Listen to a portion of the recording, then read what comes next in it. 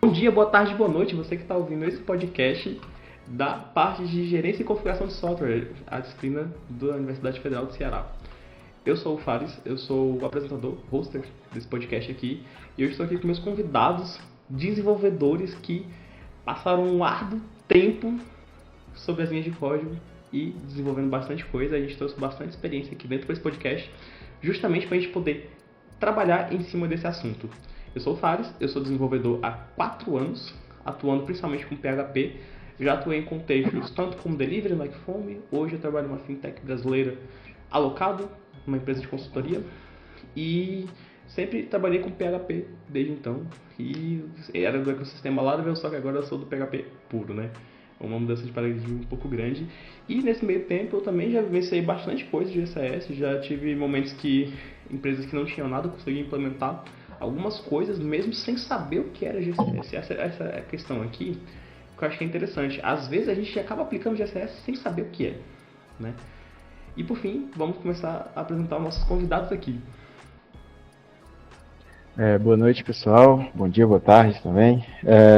Meu nome é Abraão Costa, eu sou daqui de Sobral, Ceará. Sou desenvolvedor há mais ou menos 6 anos.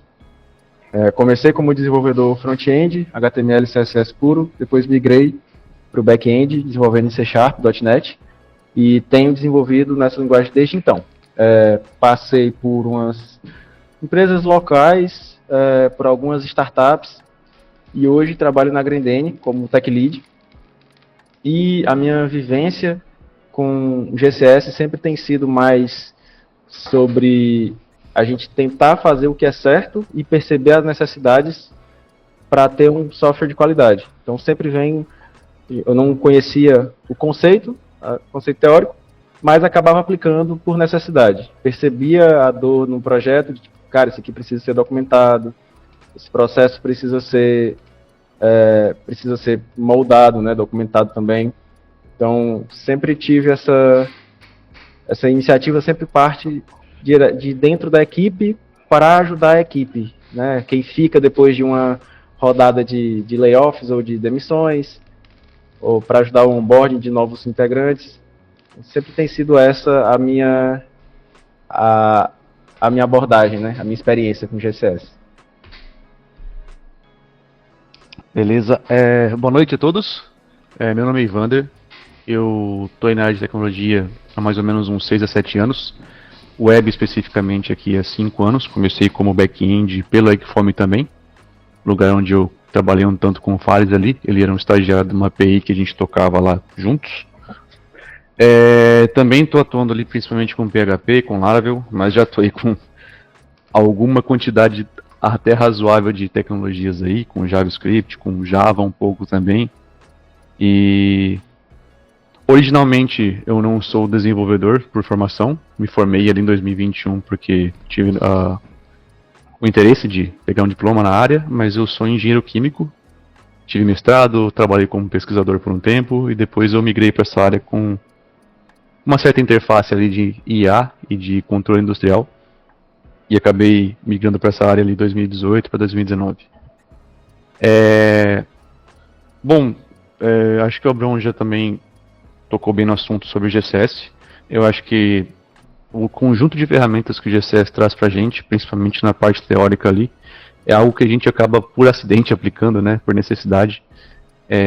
Documentação de códigos, automação de alguma coisa específica, uma release que precisa ser mais rápida, mais automática, mais segura, menos erros humanos. E bom, eu espero poder colaborar um pouquinho aí com a nossa experiência sobre esse assunto. É isso. Oi, eu sou a Carol. Atualmente eu sou graduanda em Engenharia de Software, mas eu migrei para a área só em 2022, quando eu interrompi meu curso de contabilidade. E eu já entrei participando de bootcamps web full stack, então eu fui direcionada ao JavaScript desde o início. Eu passei por 2 estágios, sendo um em uma indústria e o outro em uma software house. Atualmente não estou trabalhando, mas eu estou em busca da minha primeira oportunidade de júnior. E eu tive contato com o GCS só no meu último estágio. No primeiro, não tanto, e eu nem tinha ouvido falar dele ainda, até o ano passado. Mas eu já trabalhei com as ferramentas que ele usa e tudo E eu espero poder contribuir com alguma coisa desses meus 2 anos de experiência. Olá, pessoas, boa noite. Me chamo Matheus Fernandes. Trabalho na área de TI aí caminhando já para uns 5 anos. Já tô faltando 2, 3 meses aí para poder fechar os 5 anos. Iniciei a minha vida aí com o grandiosíssimo Delphi, né, na infame área de automação fiscal. Então sofri bastante aí com NFS durante um bom tempo. Serviu bastante de experiência para mim, principalmente na parte ali de GCS, em que eu apanhei bastante, eu tive que aprender bastante ali com ele. E hoje eu trabalho em uma indústria de calçados, a Gredene, mesmo local que o Abraão. É a indústria realmente que produz a famosa calçado Melissa. GCS, eu acho que é uma das primeiras aplicações que a gente acaba aprendendo ali com o tempo é o próprio Git. Então, o Git, se você não tem preocupação do seu Git, como você vai estar usando ele, você já vai ter já é um grande ponto de atenção para você. E acredito que o GCS ele pode ser proporcionalmente direto ao quanto tempo você está na área, né? Quanto tempo vai passando, você vai começando a notar o quão importante esse cara pode ser, ainda mais o quanto de atenção você também tem que dar a ele. De vez? Meu nome é Thalita, acho que eu tenho 4 anos de área, estou perdendo um pouquinho a conta. Eu comecei lá em 2021 eu comecei como suporte, na verdade. Não fui nem como desenvolvedora direto. E aí no mesmo ano eu comecei a desenvolver com .NET. Né? Passei 1 ano na empresa local aqui da minha cidade, também sou de Sobral, né? Como Matheus, Abraão, a Carol. E aí em 2022 surgiu uma oportunidade bem bacana que foi de trabalhar com a IBM, né? Desde então eu estou na Big Tech, num projeto bem bacana também, estou trabalhando com a Petrobras. E aí, como o Abraão falou, né? Às vezes a gente acaba usando coisa que no momento você não sabe que é a GCS em si, né? Como a gente falou, né? Automatização de algumas funções repetitivas que podem gerar ali algum erro humano, controle de versão, né? O Matheus falou do Git ali, quando a gente tenta fazer um pull request, alguém vai avaliar, ou alguém fez besteira e a gente tem que ir atrás de descobrir nem quem foi, né? Mas o que foi e voltar ou tentar corrigir, né? Acaba que são coisas que fazem parte do nosso cotidiano. Bom, o nosso objetivo principal aqui, meu povo, é a gente falar sobre como é que é a GCS pelo Brasil, né? A gente vê que tem uma certa concentração de desenvolvedores em certos locais, aqui no caso, local físico, né? A maioria aqui somos da mesma cidade, somos de Sobral, exceto o Ivander, mas que a gente trabalha em diferentes lugares do Brasil mesmo, né? Eu trabalhei mais no contexto de Rio Grande do Sul e Paraná, foram os 2 locais que mais já trabalhei. E tem 3 pessoas aqui que trabalham mais local e o Ivander, acho que Rio Grande do Sul e Paraná também, no mesmo contexto que eu. E a Thalita que nacional, né? Multinacional, um negócio aí bem maior. Rio São Paulo, São Paulo. E eu fiquei muito curioso, Matheus, para entender como é que foi esse processo para você, cara, de GCS, desde o começo lá com Delphi e tudo mais. Como é que foi, que você disse que apanhou e tal. Eu queria entender melhor como é que foi isso daí. Era engraçado lá por causa que, primeiro que a gente não usava muito do GitLab, GitHub, a gente usava o SVN, então bem diferente também, de certa forma tem o seu nicho, mas trabalhava com Delphi e era engraçado que a gente não necessariamente tinha a diferença de branches, de master, e isso era um ponto em que atrapalhava bastante, cara. Bastante. Porque você não tinha necessariamente o controle do que é que estava chegando ali necessariamente na branch final. Você tinha várias pessoas mergeando sempre na mesma branch, então você acabava perdendo um pouco desse controle. De um dev sobrepondo o que o outro estava fazendo. Então acontecia, de certa forma, até com alguma frequência, de que eu estou aqui trabalhando e quando eu fui fazer uma merge eu cobri uma parte do que a Thalita fez e ia chegar na produção final no cliente. Cadê aquela feature? Cadê aquela coisa que já estava homologada? Cadê aquela função que tinha sido aprovada e no final não estava lá por causa que foi um erro de commit, em que eu não me preocupei também em analisar de forma correta os commits e acabei colocando tudo junto e cobrindo as coisas que outra pessoa fez.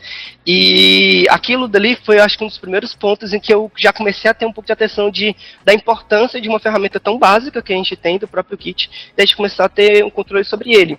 Né? A parte de distribuição, né, seria mais ali de CI/CD, eu não tinha tanto contato, né? Eu era dev júnior, passei pouco tempo como pleno antes de sair da empresa.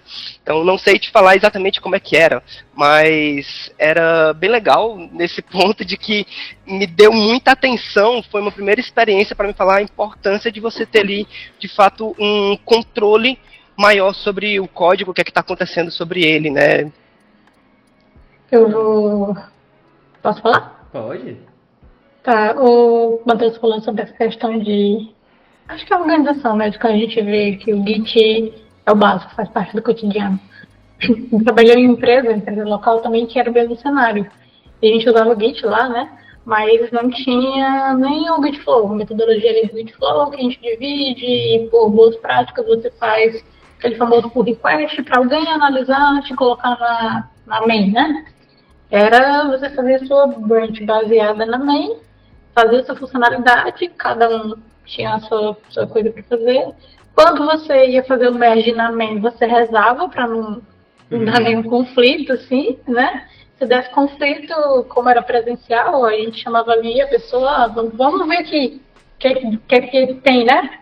Vamos ver o que tem aqui, mas era essa confusão assim, segura na mão de Deus. E para fazer deploy era zero automatização, não sei como está hoje, mas pelo menos na época era uma coisa que a gente sentia muito falta, é que era na mão. A gente realmente gerava um pacote na mão, acessava o servidor, copiava o pacote para dentro do servidor, abria o terminal, botava o negócio para subir. Então se dava um pau, como é que volta para a versão anterior? Caramba. Não volta. Né? Quando dava um pau ali, você tinha que descobrir o que estava e subir a versão por cima. Porque não tinha esse controle, né? Então era realmente assim, vamos sempre aquele nervoso, né? Ixi, de deploy. Talvez, Thalita, até vocês passavam por algo em que, tô falando, eu lembrei de que era muito comum de, sei lá, cliente A tá na versão 120. Aí teve uma versão em que, sabe-se lá porque o cliente não estava recebendo atualização, a versão dele pulou da 120 para 135. Mudou completamente o sistema, tem funcionalidade que ele gostava. E aí, para poder ele... Não, eu quero a versão 120, para voltar a 120. Saber que ele estava na 120? Tá doido. Aí não volta. Bom, só num contexto, um panorama geral, GCS tem basicamente essa ideia de um histórico controle de qualidade, não somente do código, porque a gente vai manusear uma coisinha que são os itens de configuração, e esses itens de configuração incluem o código-fonte, né, a nossa documentação, scripts de CI/CD, arquivos de configuração de ambiente, de infra, bibliotecas e as nossas dependências. E nisso, a GCS ela entra com os itens de configuração e como você vai trabalhar em cima deles. Então a gente tem, a primeiro momento, a identificação desses itens, né? Tipo, a gente mapear todos eles e a gente fazer o controle de mudanças deles depois, né? Então, se geralmente eu tenho uma documentação que é em Markdown dentro do meu projeto, o próprio Git vai versionar esse controle de mudança, né? Então isso que às vezes é até importante a gente ver. Ou então tem gente que já usa outras ferramentas para poder lidar com o GCS, né? A gente vai falar um pouco mais sobre isso depois. E depois a gente vai fazer a contabilidade desse status, né? Então, qual é a versão atual, qual é o status da solicitação de uma mudança, de um pull request, o que meu pull request está querendo fazer com meus itens de configuração, como é que eu vou atualizar isso, né? E por fim, né, tipo, auditoria, que eu acho que são os passos 3 e 4, eu confesso que são muito complicados de existirem na realidade das empresas brasileiras, né? A gente fala que exige um cargo a mais, e se exige cargo a mais, geralmente donos de empresas não querem pagar mais por isso, né? A gente entende que qualidade às vezes implica em custo, só que às vezes o dono quer investir em outras coisas, né, cara? A gente vê isso principalmente em realidade de empresas pequenas e médias, eu acho que até grandes também, eu conheço empresas grandes que não tem QA. inclusive, né? A área que eu trabalho hoje não tem necessariamente um processo de QA, não tem uma pessoa, um QA mesmo para validar o que o desenvolvedor está subindo. É tudo uma responsabilidade dos testes automatizados que a gente escreve e tudo mais, né? E por fim, a auditoria de tudo, né? Tipo, você tem que ter uma pessoa que vai olhar toda a documentação, fazer uma interação sobre ela e entender, tipo assim, não, beleza, essa documentação tá certa. E aí vai passando. Existem cargos para isso. Recentemente, só comentando rapidinho, eu vi no LinkedIn 2 vagas para gerente de configuração de software, cara, em empresas aqui no Brasil. Eu achei inédito. Primeira vez que eu vi isso, eu achei muito interessante porque o salário é até bom, tipo, salário de 6 a 7 mil, para você ser a pessoa que vai gerenciar a parte de documentação dentro de uma empresa, né? Cara, era pegando o gancho, quando tu falou sobre que é o desenvolvedor que tem que ir atrás, né? Sim. E foi uma parada que abriu muito a minha mente quando eu li Arquitetura Limpa, que foi um baque, assim, de que quando a gente trabalha, a gente fica achando muito chato que o dono da empresa, o cliente, a gerência não quer investir nisso, né? Não quer investir em qualidade. Mas foi um baque quando eu aprendi que isso ela é um interesse do desenvolvimento. Tipo, é legal se a gerência souber, né?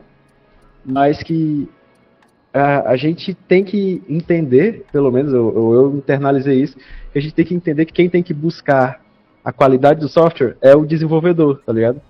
Quem tem que lutar, tipo, o software vai ser entregue isso aí. Não, o software não vai ser entregue essa semana porque eu tenho que fazer teste.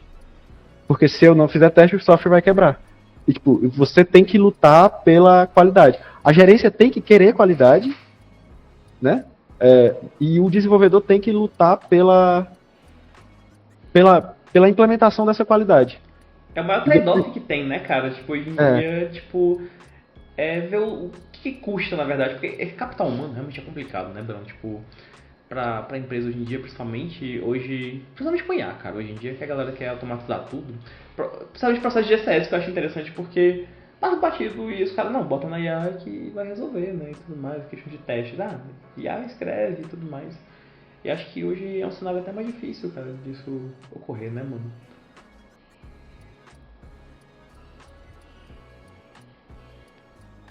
Eu ia até comentar também desse ponto que o Abraão falou, de que o desenvolvedor também é responsável pela qualidade do software, né? Ele não pode subtrair essa responsabilidade dele de falar, ok, não, a empresa que tem que contratar ali um cargo de DevOps, a empresa tem que contratar um cargo de PO para o PO não está fazendo a atividade dele, a parte dele, não, tá. Tudo bem, eu entendo que você tem essa sua responsabilidade de A, B, mas você tem que garantir a qualidade naquele seu A e B. Mesmo que, né, eu sei que tem aqueles pontos de que você, desenvolvedor, tá chegando lá e diz, cara, a gente precisa disso aqui para poder melhorar. A gente precisa de um DevOps, a gente precisa de cargo A, B, C. Seria interessante ter um tester aqui, um QA, okay, para a gente poder conseguir melhorar a nossa qualidade. A gente não está conseguindo entregar qualidade por causa dessas funções que está faltando aqui. Define alguém que já tem da equipe, que já conheça. E mesmo assim, as pessoas de cima, os superiores, estão negando.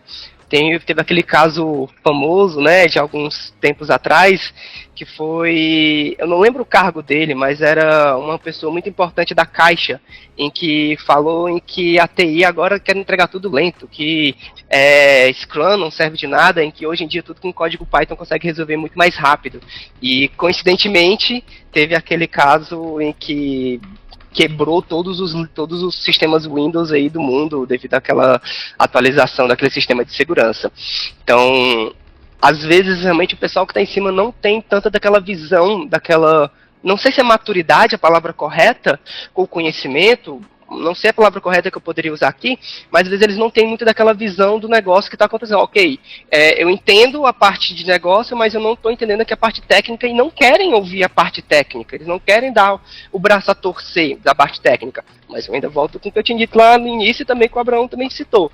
Isso não é desculpa para você agora relaxar no seu código e deixar de bater na tecla de não posso entregar nesse prazo porque eu tenho um teste para fazer, porque tem coisa tal para fazer. Eu tenho uma esteira aqui do meu processo para fazer. Então, mesmo que dê um prazo curto, você ainda não pode deixar de bater nessas teclas, né, da qualidade do software. Cara, sobre essa questão de depender só do dev, eu acho que depende muito também da situação, porque Vou dar a experiência do meu primeiro estágio. No meu primeiro estágio, eu não tive uma boa supervisão. Era a minha primeira experiência na área e eu tinha acabado de sair de muito quente. Então, eu não tive ninguém para me ajudar, me orientar ou corrigir nada do que eu fazia. Então, eu meio que ia aprendendo com cursos enquanto desenvolvia e um amigo ou outro, às vezes, corrigia o que eu estava fazendo quando eu pedia ajuda. E eu era a única pessoa na equipe de manter essa sustentação. E aí, completamente a diferença de que não tinha documentação, não tinha quem revisasse meus PRs, não tinha nem quem me explicasse sobre versionamento de Git. Que, por sorte, eu entrei sabendo, mas também se eu tivesse entrado sem saber, tinha sido, assim, pegando a palavra, tudo no meu rabo. Diferente quando eu fui para o meu segundo estágio, em que eu tinha uma equipe bem mais completa. Eu tanto tinha um PO, como eu tinha um arquiteto, como eu tinha um DevOps, um QA, um supervisor, e o desenvolvimento era dividido muito bem entre todo mundo. Então, foi completamente diferente da experiência sem supervisão largada no mundo para a experiência com supervisão. E é completamente pesável em qual das duas eu entreguei um código muito, muito melhor. E em qual das duas eu aprendi muito mais. Porque faz muita diferença de você trabalhar em um ambiente que preza pela organização e a documentação de um sistema. Quando você entra para trabalhar em qualquer lugar e eles não têm nada documentado, eles não têm nenhum processo definido, e você trabalha completamente às cegas, isso reflete diretamente na qualidade da entrega, independente da experiência do supervisor. Porque ele pode ser o 100 ou 20 anos de carreira, mas se todo o processo for desorganizado, ele não vai fazer milagre sozinho. Não vai ser a qualidade do código dele que vai tornar aquele sistema um grande exemplo. Perfeito. Inclusive, aproveitando que o Abraão comentou sobre o livro de Arquitetura Limpa, eu gostaria até de sugerir que qualquer pessoa que tenha um mínimo de orientação a objetos já leia esse livro, que é um ótimo livro. E lá ele fala muito sobre a nossa responsabilidade como um desenvolvedor para manter o sistema. A gente sabe que hoje o sistema não é descartável, né? A gente sabe que hoje você vai começar um sistema do zero, você vai ter um investimento de capital humano absurdo, porque sempre vão ter milhares de horas de pessoas ali trabalhando. Isso é um custo que não é trivial. E se a gente, de repente, vai na visão também só de uma alta gerência que quer entregar qualidade, com um prazo curto, às vezes a gente deixa alguma coisa para trás. Deixa um teste para trás, deixa uma qualidade ali para trás, faz uma gambiarrinha ali que tipo, isso aqui não vou usar para mais nada e tá tudo certo. Não pensa no futuro, né? Mas é importante salientar que isso volta pra gente. Então é um projeto que a gente vai entregar em 2 ou 3 meses, mas com certeza ele vai ficar rodando por 2 ou 3 anos, 4, 5, 10 anos que seja.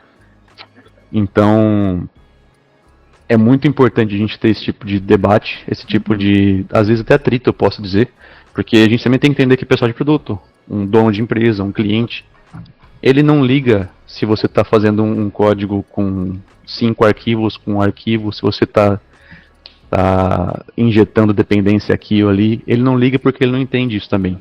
E para ele não vai fazer diferença. Lá na frente vai ser um produto e ponto final. Então essa parte de gestão, principalmente da parte de manter o software com uma certa longevidade e uma facilidade de trabalhar, ela é uma responsabilidade nossa no início e ela é uma grande facilidade para nós no futuro. Porque eu já fiz o erro de querer fazer uma coisa muito mais rápido do que tinha o prazo para poder, sei lá, talvez mostrar serviço, algo do tipo. E eu já me deparei com um código que eu mesmo fiz e eu tava me xingando, porque eu não tinha lembrança que eu tinha feito aquilo, né? Então, assim, eu acho muito, muito, muito, muito importante a gente dar atenção nos detalhes pequenos e ter essa maturidade para ter uma base boa, para você conseguir justificar uma afirmativa e para ter essa discussão com o pessoal. Porque ao mesmo tempo que o GCS é muitíssimo importante, e eu acho que todo mundo de TI sabe disso, às vezes um item muito pequeno que faz parte do processo acaba ficando para trás porque uma pessoa do fluxo, às vezes uma pessoa de cima não dá importância. Então é bem importante a gente às vezes bater o pé, às vezes chegar e falar, não vai acontecer por isso, ou vou precisar de mais uma semana para não precisar de mais um mês daqui 2 meses. Então eu acho muito importante essa maturidade e essa noção de que a gente precisa entregar uma coisa com qualidade tanto para o cliente mas quanto pra equipe futura e pra mim mesmo, né? Que eu sei que eu vou daqui 15 dias, daqui um mês, daqui 5 meses, eu vou mexer nessa mesma coisa que eu tô fazendo agora. E até nessa tua fala, junto também com a experiência da Carol, de que o GCS, ele, mesmo que o desenvolvedor tenha toda a força dele ali, tem que ser cultural. Na verdade, é cultural. Tem que partir da empresa, uma cultura da empresa, aquela construção de pouco a pouco, até que se torna aquela coisa já mais natural. Até antes da gente já... Assim que eu entrei na ligação, o menino estava conversando, eles falaram de que o CI/CD já é algo tão tranquilo que você clica no botãozinho lá e, ok, tá feito, é uma outra pessoa que você nem precisa se preocupar muito com o que está acontecendo, porque já tem toda uma cultura que está acontecendo ali. Se você já tem toda a cultura de pull request e afins, aquilo já se torna natural até mesmo para quem está chegando, para quem está vindo de uma empresa nova, o estagiário, independente do nível que seja, ela já consegue pegar um pouco mais as coisas, porque já está tudo muito claro, já tem um processo bem descrito, em que você pode ter uma documentação para você ler, mas só em você ver o ambiente, você já entende o que está acontecendo, porque está tudo muito bem descrito. Então, de forma intuitiva, às vezes você já consegue entender que esse é o passo 1, esse é o passo 2, esse é o passo 3. Esse passo 2 tem que ser feito desse jeito, porque senão o passo 3 não funciona. Então, é muito cultural também. Eu anotei alguns pontos enquanto o pessoal falando para eu não esquecer. O Abraão começou falando da questão da qualidade do código do desenvolvedor, que o desenvolvedor tem que ter essa iniciativa, né? Às vezes o cliente em si não valoriza. E sobre essa questão da gente ter essa pressão de eu preciso disso aqui para daqui a uma semana, e você fica naquele passo de, mas se eu fizer uma semana, eu não vou conseguir testar isso aqui, não vai ficar um código bem escrito, não vai ser de fácil manutenção, né? E aí, da minha experiência aqui, né, eu já trabalhei tanto em empresa local, onde o processo era assim, e hoje em dia trabalhando em uma Big Tech. O que eu vejo de diferença na questão gente, esqueci a sigla, GCS, né?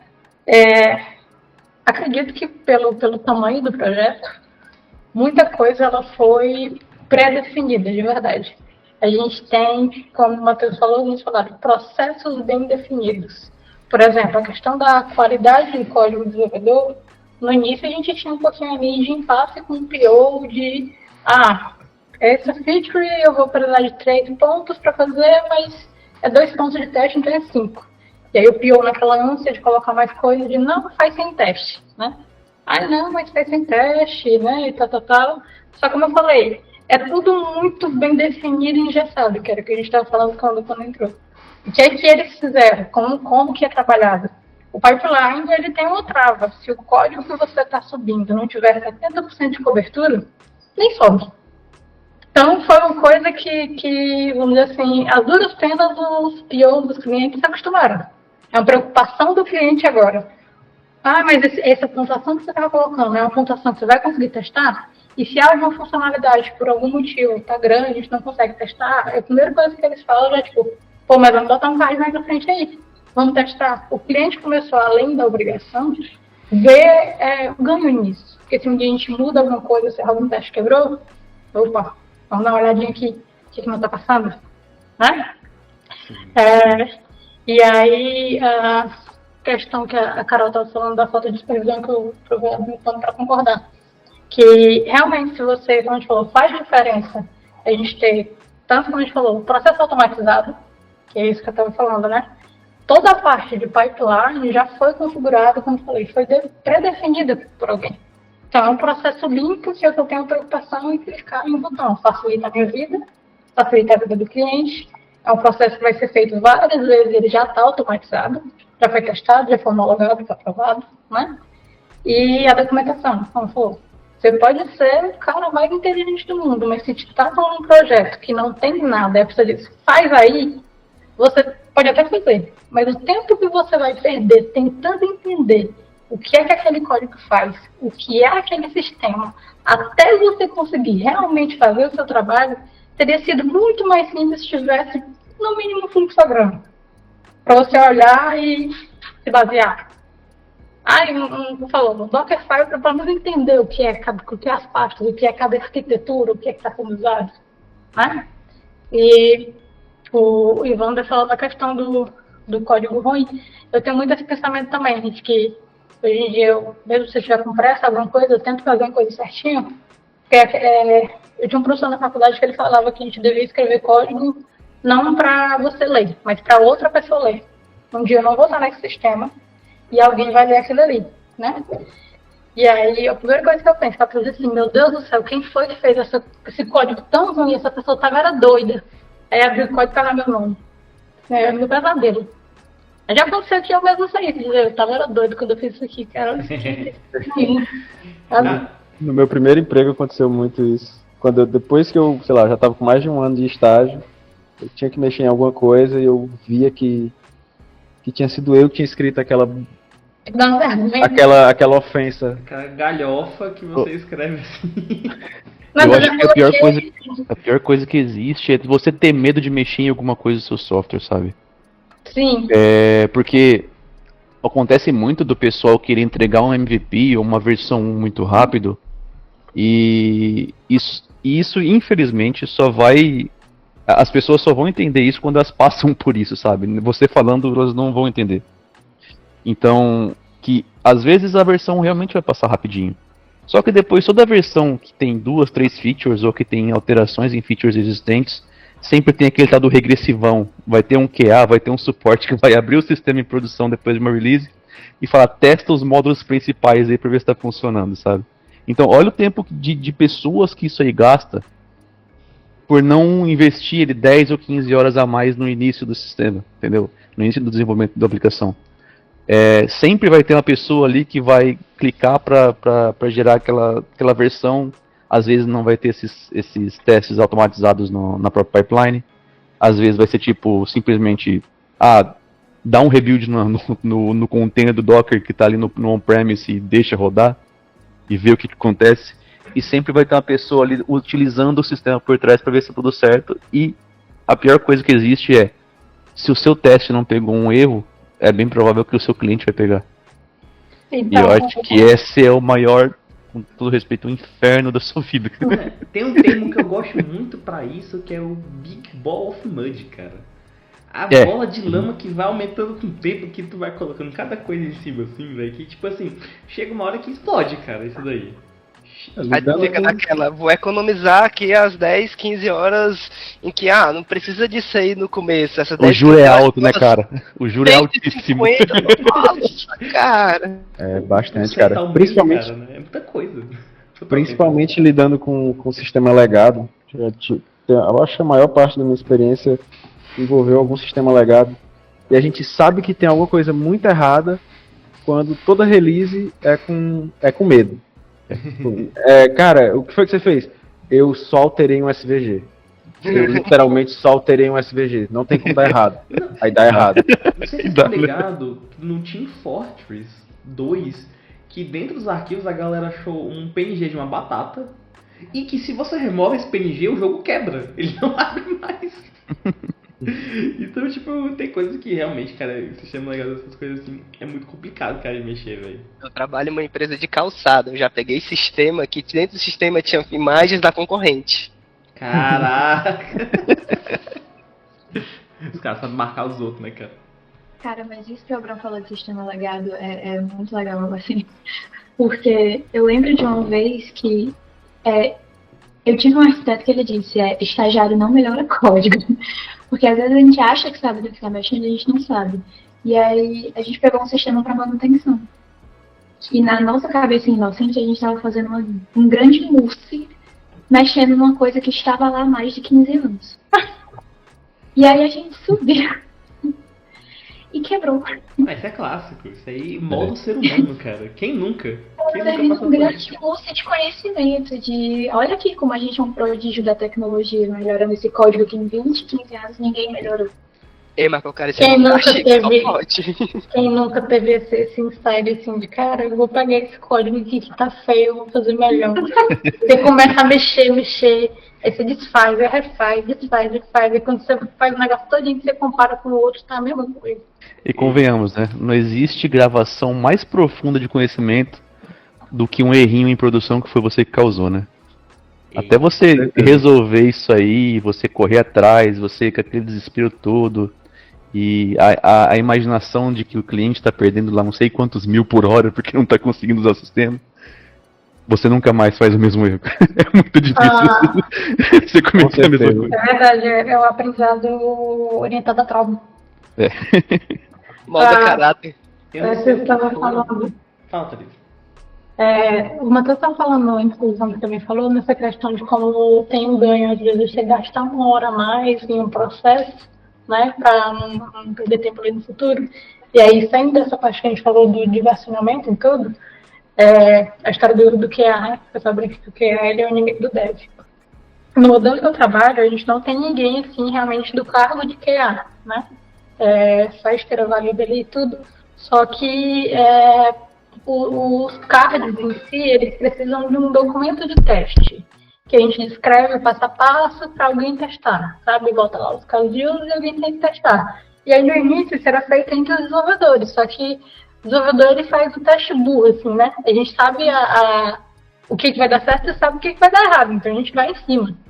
E aí foi uma das coisas que a gente bateu na tecla de que não era legal, porque a gente pegava o documento um do outro, da squad para testar, testava o que estava ali, ninguém se dava o trabalho de pensar num caso de uso fora da caixinha, né?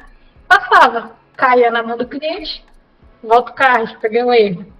E aí tinha uma outra moça já que fazia essa parte de documentação, como eu falei, o trabalho basicamente tem papéis e processos muito bem definidos. E aí ela assumiu esse papel, então tipo, hoje em dia ela é a nossa tester, né? Demora-se mais para validar um card, porque ela recebe os novos cards, tem de outras equipes, né? Dependendo do tom e do card, às vezes ela liga ali para tirar uma dúvida, mas melhorou demais, porque ela testa como se fosse avisando um cliente, né? Ela tanto testa os casos que estão definidos, mas por ter aquela visão leiga, que eu digo assim, não sabe como o código deveria funcionar, somente o que a função tem que fazer. Nossa, melhorou assim, que às vezes ela primeiro teste, ela manda mensagem, quebrou aqui. Quebrou o quê? Pelo amor de Deus, que eu testei isso de quebrar de cabo a rabo. Quando eu ligo, eu fico, é verdade, não vai funcionar mesmo. Às vezes ela explicando o que ela fez, eu digo, é verdade, o código realmente vai quebrar. Você está certíssimo, vou corrigir. E aí já facilita isso. Quando cai no cliente, às vezes ele pega um erro ou outro. Mas é bem menos do que quando caía tipo, direto para ele, só testado pelos desenvolvedores. Tem um caso que eu gostaria de comentar que aconteceu recentemente, acho que deixar até pro Ivander falar depois. Que tem um cliente que a gente fala assim, cara, seleciona o primeiro dia do mês. Ele vai lá, seleciona o último dia do mês e não funciona, cara, como esperava. Não tem como, cara, tipo, a gente controlar essas coisas, essa parte de, tipo, realmente que, às vezes, o melhor QA que a gente vai ter é o cliente, cara, testando. Que, cara, eles conseguem achar cada coisa. Ah, não tem chance disso acontecer. Tem. Ah, não tem como entrar um número negativo aqui e tal, porque tem trocentas variações. Tem como. Tipo, muitas das vezes, cara, nem 100% não existe software perfeito, não existe software sem bug, né, cara? E isso, basicamente, a nossa renda vem disso daí também, né? A gente prático, criar bug e consertar bug. Né? Um exemplo prático que eu dou disso que tu deu foi que tem um campo específico que o usuário lá em fábrica ia apontar, ok, tiveram tantas perdas de qualidade. Só que, ok, o que você pensa, perda de qualidade? 1, 2, 10. O cara colocou a matrícula dele, que é, sei lá, 1 milhão e alguma coisa. Deu overflow no banco, cara, foi maravilhoso. Não, um caso bem interessante, eu trabalhando com fintech, lá, lido com dinheiro, obviamente, em vários países da América Latina, um deles é a Argentina.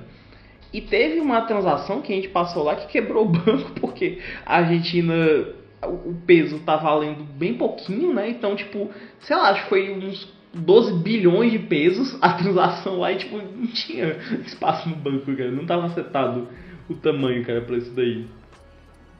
Não, eu já tive cliente que abriu o HTML e mexia manualmente pra mudar a página e poder botar o input errado, sabe? Meu Deus! Esse é mau caratismo. Isso aí é, pô. E o cara fala assim, ó, o back-end tá aceitando dar errado, tá? Isso é cliente dev, né, cara? O cliente que fez aquele curso de HTML, CSS, JavaScript, tipo... Aí eu falo, agora eu vou fazer um inferninho nesse o curso do primo rico, cara. O cara abria o HTML, colocava lá, Às vezes, até de sacanagem, sabe? O cara abria o campo de password lá e tirava o limite máximo, mínimo, sei lá, pra poder trocar senha com 3 dígitos só, sabe? É coisa louca. Caraca. Um caso que eu lembrei disso daí rapidinho foi a loja de camiseta do Davi Brito. Não sei se vocês viram esse caso.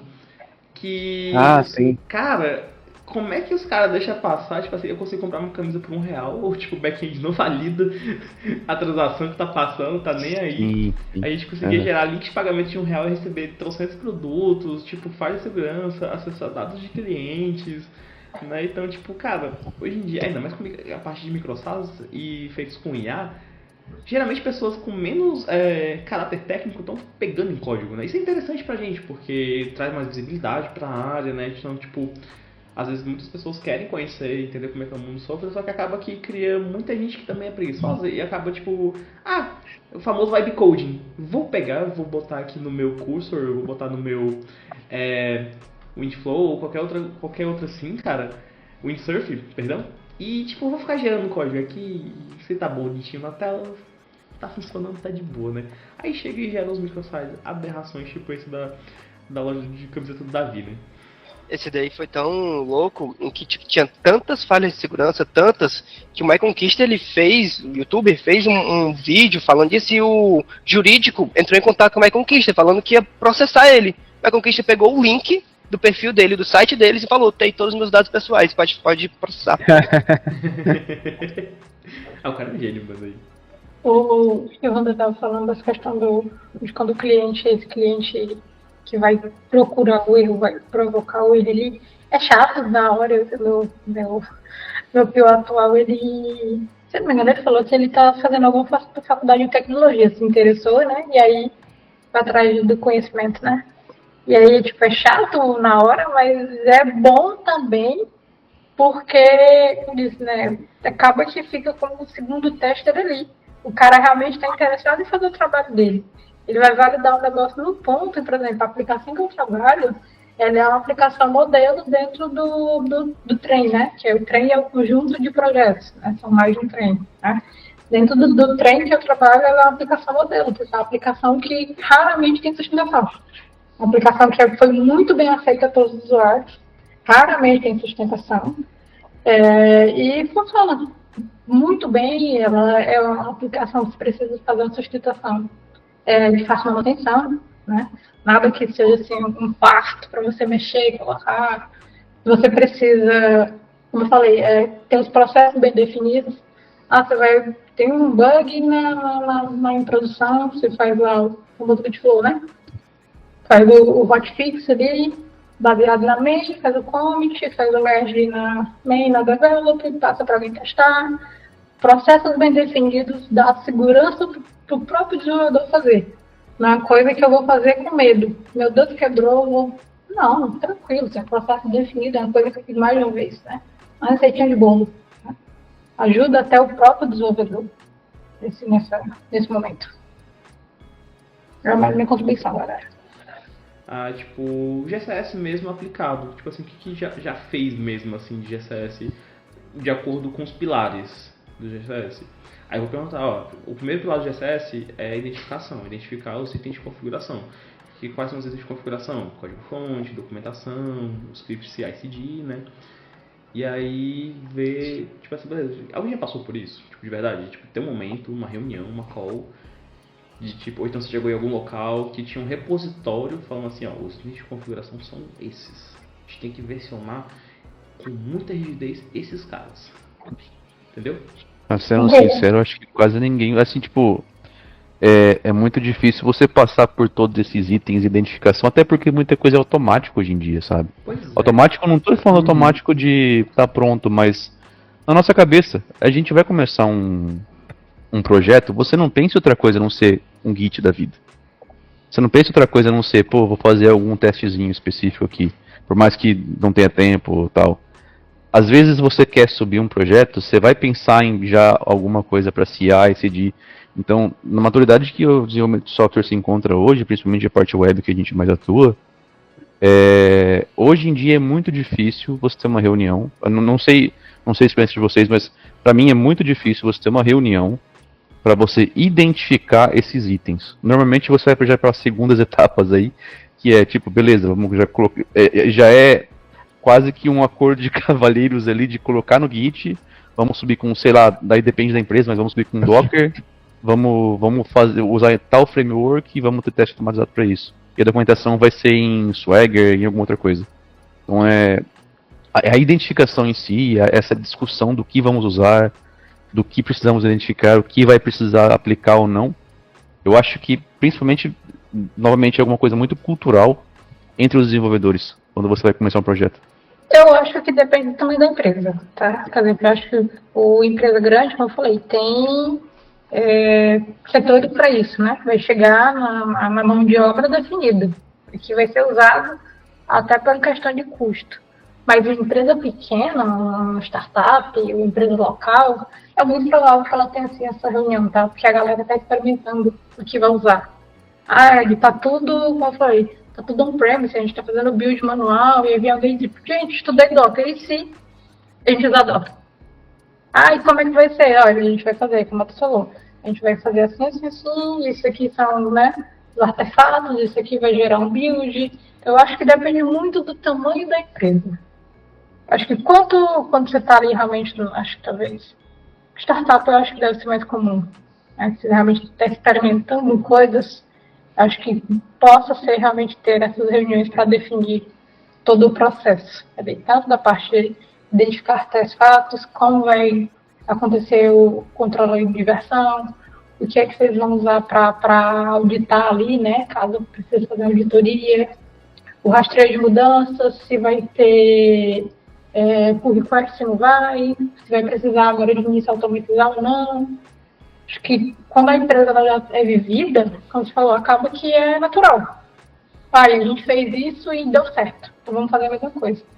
Mas no caso, se você é ali o primeiro, segundo, terceiro dev de uma startup que está começando agora, realmente é natural acontecer esse tipo de discussão. Mas ainda assim, tem itens que, assim, a gente como dev, mesmo sozinho, né, é uma coisa natural de escolher, né? Então, tipo, hoje em dia é difícil você um sistema de versionamento que não seja Git, né? Igual o Matheus comentou sobre o SVN. SVN era muito natural anteriormente. FTP, de você abrir o servidor de arquivos e colar o seu código lá e sair também. E, enfim, mas assim, eu acho que passar por todos os passos hoje em dia, a gente realmente passa assim no início de uma empresa, mas tem coisas que são muito naturais hoje. E isso é bom pra caramba. E é custoso, né, cara? Tipo, você fazer ritos específicos pra poder... Tipo, galera, vamos fazer um rito pra documentação. Eu acho que, tipo, tem tanta coisa pra resolver, tanto BO, tanto pepino. Depende muito do foco da empresa, depende do foco do produto. Tipo, às vezes você... Cara, a gente tem que entender que, sei lá, o que o cliente vai querer, né? O cliente quer o produto ali. Aí você tá na sua equipe com mais 3 caras, ganhando um maço de cigarro e uma coxinha pra trabalhar. E querendo... querendo colocar um negócio em produção, tá ligado? Aí você entrega um pendrive pro cliente. E fica até complicado de que quando beleza, uma empresa nova, empresa pequena, para você começar a definir um pouco mais desses processos é um pouco mais fácil, diferente se você a tua empresa está muito grande, foi fazendo muitas coisas do jeito que dava, tinha uma equipe que seguia um processo, tinha equipe outra que seguia outro processo, quando vê tem 7 processos, nenhum empresarial, nenhum oficializado. Aí para tu começar agora a definir, de fato, pegar o melhor de cada um desses 7 processos, definir qual vai ser, qual vai estar institucional.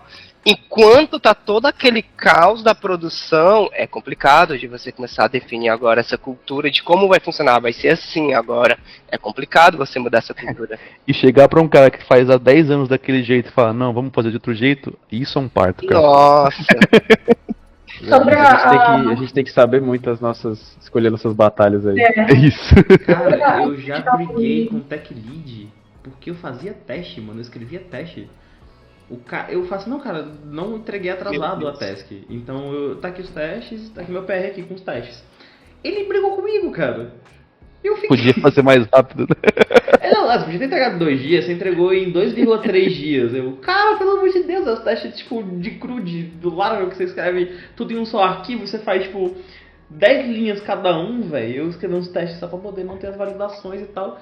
E o cara, tipo, sabe, é questão cultural mesmo. E detalhe, era um projeto novo, tá? Tipo, não era um projeto que já existia e que, tipo, não tinha nenhum teste que tava rodando assim dessa forma. Não, tipo, era um projeto novo para uma empresa de petróleo que ia vender nos Estados Unidos. Isso daí é um PDV, né? Um ponto de venda. E que, cara, simplesmente os caras não queriam fazer teste, queria só entregar. Fiquei sabendo esses dias, através de um colega meu que trabalha lá, que, tipo, tá tudo desabando. As funcionalidades que eles fizeram, porque nem nada tinha teste. E, às vezes, essas batalhas que a gente trava, muitas das vezes não cabe a nós, geralmente de senioridade menor, vamos dizer assim, um júnior, até mesmo pleno, às vezes, também, dependendo do tamanho da empresa que você tá, que, tipo, cara, são batalhas que você não vai conseguir ganhar. Tem pessoas, eu faço assim, tem 10 anos, entreguei 300 sistemas que funcionam há não sei quantos anos. Sim, cara, mas eles vão quebrar. O processo mudou, né? Tem muita gente que tem dificuldade em aceitar que o processo mudou. Né? Sim, cara, tem gente que aqueles dinossauros da TI que, tipo, querem porque querem ser daquela forma e tudo mais. Eu fiquei sabendo, tipo, hoje, eu vi no LinkedIn um post, cara, que eu achei muito interessante, de um senhor, vamos dizer assim, senhor de 50 anos já, que já atuava como desenvolvedor desde os anos 80, 90, já pegou COBOL, pegou ABAP, pegou uma porrada de coisa que, tipo, contextos que nós nunca vamos vivenciar, né? Tipo, eu acho que são coisas totalmente diferentes. Quem pegou, por exemplo, dos anos 2000 pra cá, já diz que mudou muita coisa, imagina dos anos 80, né? E, cara, ele aprendendo Docker, assim, do zero, com dificuldades e tal. Eu achei muito bacana, tipo, a ideia dele, a proposta dele, porque ele é gerente de uma empresa, acho que da parte do setor do agro, se eu não me engano. E que, tipo, ele, não, eu vou me falar do Docker, eu vou aprender sobre isso aqui, fazendo curso, postando e tal. Isso é muito bacana, cara, também. Tem pessoas que querem mudar o processo, porque, cara, se você for fazer, por exemplo, eu tenho uma VMzinha aqui com um SSH, eu vou ficar buildando aqui, sendo que eu posso pegar um Docker e, tipo, só mandar uma imagem e buildar lá dentro, né? Pegar no Registry e tal. Então esse processo acaba ajudando todo mundo, né? Acho que a parte cultural é bem importante quando a gente fala, principalmente também no âmbito do GCS, que a gente fala, por exemplo, da gente, vamos ter uma call para poder fazer a identificação dos itens. Cara, mas em que ponto do projeto estamos, né, para poder fazer isso? É o começo? Tipo, beleza, dá pra fazer e tal, minha cultura é fazer dessa forma. Ou então, tipo, beleza, eu sou um tech lead, acabou de chegar na minha empresa e não tem nada disso. Acho que é fazer a parte incremental, né, de adicionar documentação.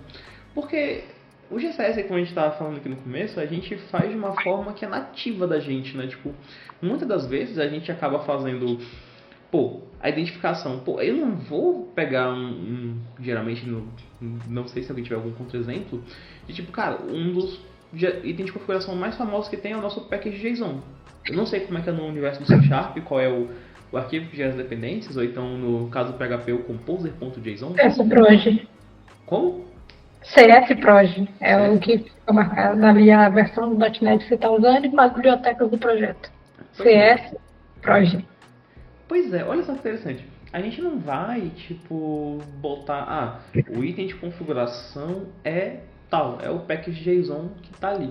A gente geralmente não vai estar fazendo isso, e geralmente, muitas das vezes, se as empresas grandes já estão, tipo, eliminando cargos como QA, quem dirá, tipo, um cargo como um gerente de configuração, né, cara? Então, é muito um paradigma muito, assim, de processos muito difíceis de se realizar, né? E outra coisa importante também é que todas as vagas hoje em dia, ou a grande maioria das vagas, pede um desenvolvedor tal linguagem, né? Dificilmente você vai ver uma vaga, por exemplo, desenvolvedor back-end. Você vai ver os requisitos. Ele fala, tipo, você tem que saber PHP e JavaScript. Nossa, você tava vendo as vagas desenvolvedor .NET. Aí você começa lá e do nada Angular. Nossa, que interessante, não sabia que estava fazendo Angular. Exato. E assim, tem muito direcionamento de tecnologia hoje. Então, hoje, na verdade, essa parte da gestão de configuração é um pouco invertida, né? Porque você não vai identificar o problema que é gerenciamento de bibliotecas e vai escolher alguma coisa. Você tem a ferramenta e você vai se deparar com um problema de gerenciar a biblioteca e fala, vou usar o Laravel. Ou seja, Cara, mas usar o assim, computador. eu não tive, como eu falei, eu não sei se o pessoal lá de cima dos projetos teve reuniões para identificar assim, mas eu tive reuniões para me repassar o que foi definido, que é tipo diferente, tipo assim, como falou, identificação de artefato, controle de versão. Eu tive reuniões para, como disse, definir como ia funcionar, né? Olha, por exemplo, para variáveis de ambiente, né, identificação de artefato. A gente vai usar esse modelo, vai usar o ponto .env, no .NET a gente usa muito websets ou offsets, não vamos mudar. Vai ser esse ponto .env porque a gente tem um repositório específico que fica as variáveis e variáveis sensíveis vão para o secrets. Exato, é um padrãozão já pronto, né? Isso, controle de versão. É pré-definido que o projeto inteiro, e quando eu digo projeto inteiro, não só o meu, vai usar GitFlow. Ele audita essa ferramenta que a gente vai usar. Não sei se houve uma reunião, mas houve uma reunião para me repassar. Isso, mas é muito mais seguro para uma empresa manter um padrão para isso, né?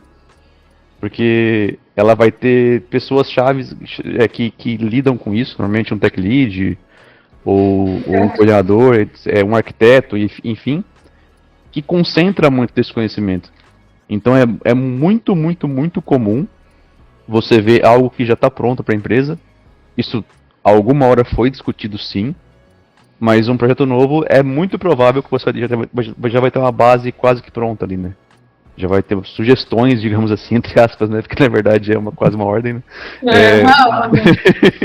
Mas vai ter uma sugestão reforçada, bem reforçada, que você tem que usar aquilo ali, sabe? E é o que dá certo. É o que dá certo.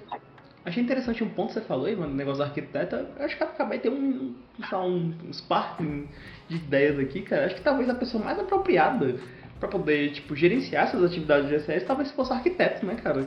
Sim. Talvez fosse a pessoa que definisse todos os processos. Sendo arquiteto como uma pessoa que tem esse tipo de como é que é?